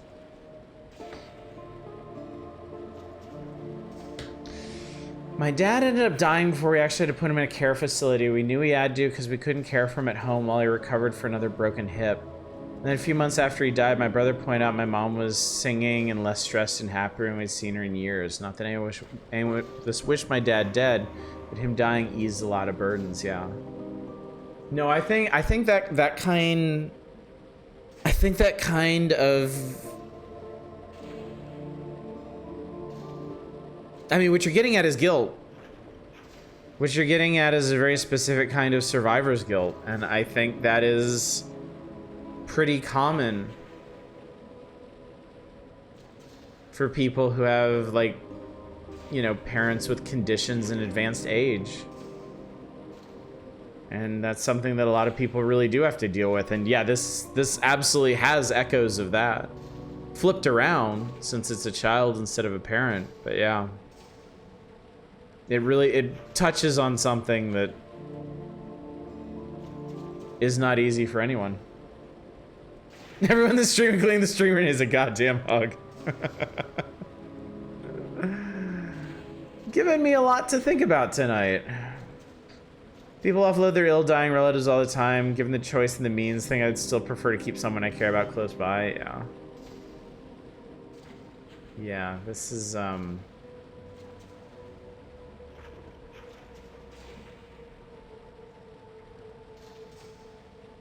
relevant to my wife's situation now, too. With her parents. Y'all know she was gone for a month to take care of them. So, yeah. And care support is hard on everybody, yeah. Costing effects of long-term caretaking can't be ignored even if you're paying someone else to do it, yeah.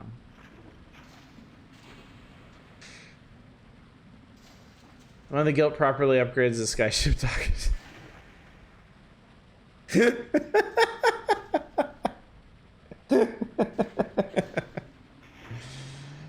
Game 1 is tougher because it feels more exploitive to make money off of it. Yeah, no, it's...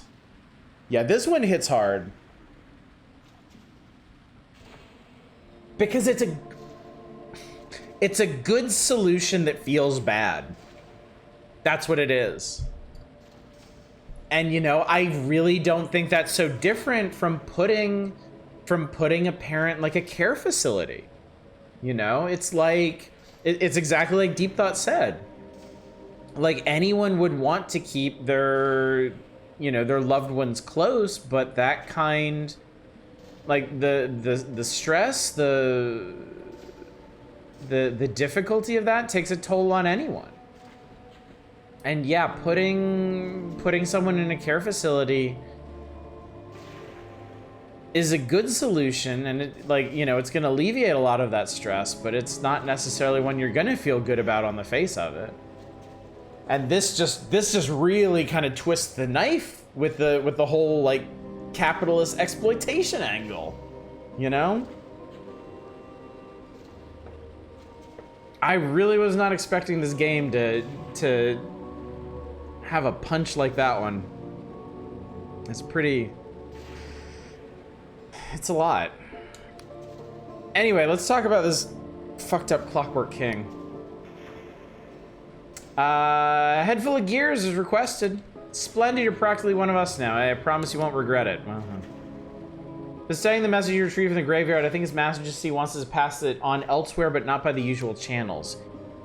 Here we go. In the corrupted lands, there's a royal broadcast beacon formerly used to send signals down to the underlands. It was abandoned when the corruption overtook the area and has since fallen into disrepair. However, the king has not forgotten it. Unfortunately, the beacon is no longer answering remote commands, which means you, and I'm truly sorry for this, must deliver the message in person. She hands you a weighty folder of forest green leather. This is what we machinists call a punch card. It's a way of recording information so the king can understand, in this case, music. Use the punch card to open the tower door, then insert it in the apparatus at the top of the beacon. This sounds incredibly dangerous. Very much so. Ordinarily, I wouldn't contemplate such a journey. I truly wish I could go myself, but as soon as you'll notice I'm absent for too long, our whole plan will be sunk. My advice, try not to enter any structure not fixed to the ground. Cleanup workers are your friends. If you taste lilac, turn back immediately. If you see an eyeball, do not meet its gaze. If you need respite, I believe there's a royal cleanup camp in that area, although I've never been there myself. Why would you want to send signals to the Underlands? We asked the king the same question. His Majesty was adamant that someone or something might be alive down there and that contacting them was somehow critical to the kingdom's future. Alas, no response ever came. Oh. How to get? Corrupted lands are southeast of here across a great chasm carved out by the king's machines. Officially, there's no way in, but I found records of an old abandoned digging engine in the area that might offer you a path. Have the king conjure the access code directly in your cranial moderator. Just picture me in your mind's eye with as much detail as you can, and it'll come to you. You say so. Fine, that's all, but if I come a monster, I'll eat you first. Entirely fair.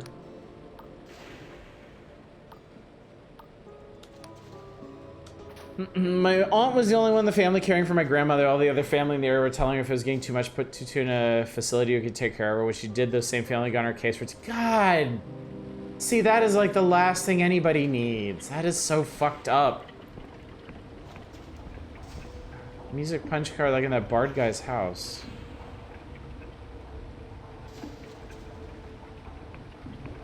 It's odd. I hadn't really thought about that.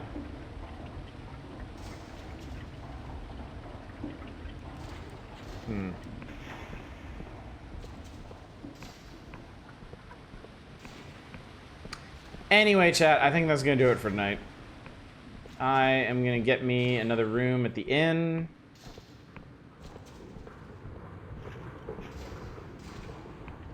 Speaking of ethical dilemmas. How much money do I have anyway? 145. Not bad at all.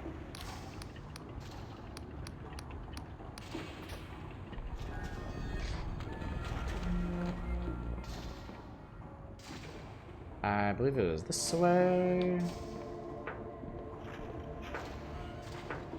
Yep. They actually have nice beds in this region. Things like that when my dad got out of the military, decided to stay in CA rather than move with his fiance back to Hawaii. I see. Hit this up. Because that's the thing that saves your game. Alright. Back to the title screen. So if your local fantasy council seat was up for grabs, the 5 parties each put a candidate. The Materialists ran Clockwork AI, the Biological Advancement Coalition put up a giant flesh pile, the Necroids, an ancient vampire lich lord, the Inquisitors, zealous prosecutor, the Spiritualist, a god embryo, and the Mystic Academy, a power mad wizard. Who are you voting for? The fantasy is having this many choices. No, you're fine, Lodger High. You'll find. It's extremely topical for what we just went through. I think it's the perfect time to talk about stuff like that, you know.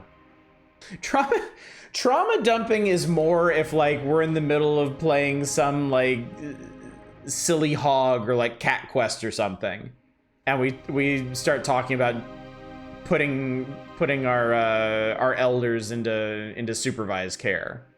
This is fine. This is germane to the discussion. Makes you feeling better. I'm working on making a page on my website devoted to the phrase Mike Hagar made me gay. You know, I can understand that. But who would Clockwork AI, Flesh Pile, Vampire Lich Lord, Zealous Prosecutor, God Embryo, Power Mad Wizard.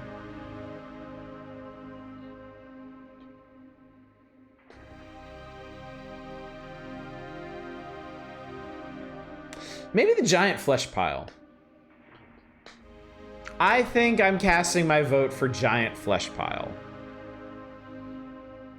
Because the Giant Flesh Pile, to me, with its burgeoning consciousness, is going to have the Giant Flesh Pile post for the Giant Flesh Pile. is gonna have the most basic outlook on needs, which I think is often obscured by politics. The Way of All Flesh appreciates their support. I mean, consider we convinced the Way of All Flesh that its purpose in life was to experience pleasure. Imagine that being your leader.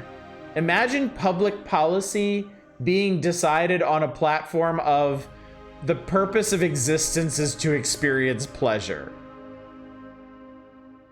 I feel like you're gonna get a pretty good society out of that.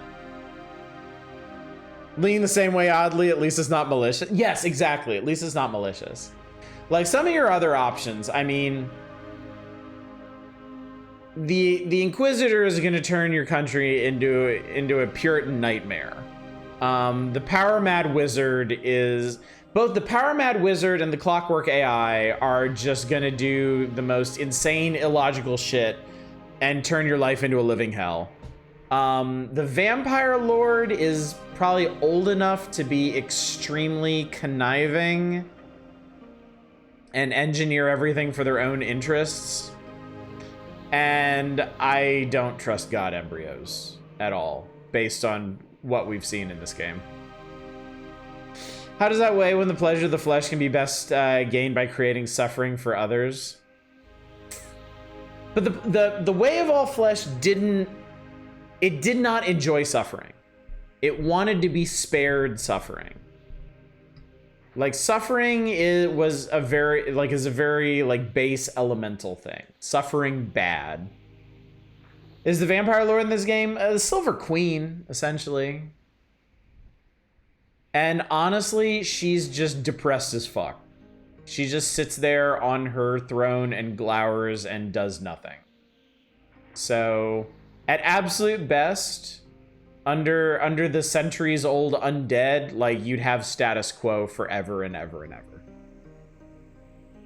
If the reality-destroying AI could be debugged, I am eager to see how the Clockwork Kingdom storyline resolves. I think my prediction is that we're going to find out what specifically is making the Clockwork King act so erratically, and we're going to correct it. I don't think this game has it in it to destroy the Clockwork King, because the Clockwork King basically makes the Clockwork Kingdom function. And a lot of people would die and a lot of chaos would occur if the Clockwork King died. Like, as weird and fucked up as he is, they are kind of too dependent on him in their current situation. Silver Queen is okay so far. I mean, she didn't want her people annihilated. That's a point in her favor, I suppose. Understanding that you do not want to suffer does not mean that you care if others suffer. That is true. We didn't actually get that far into his reasoning, did we? Too big to fail. Well, I mean, the issue is if the Clockwork King dies, the Clockwork Kingdom dies. Because the Clockwork King's magic is what's making a lot of the buildings stand up. It's like, it's what makes the power flow. I think it's keeping some of those people alive, honestly. The only way for the Clockwork Kingdom to get out from under his rule would be to emigrate. Would be for all of the citizens to uproot and start the Neo-Clockwork Kingdom somewhere beyond his reach. Clockwork Kingdom is Vivek? In a sense, yeah. We put a trampoline under the buildings first. Yeah, and there's a whole unraveling of existence thing. I mean, at the very least, hopefully we can stop that. Right now it's my internet that's dying, so. But we will come back, and I think we'll be able to wrap up the Clockwork Kingdom on Monday. And then I don't know what comes after that. I don't know I don't know if we're immediately in the end game after that. I don't know what that's going to entail.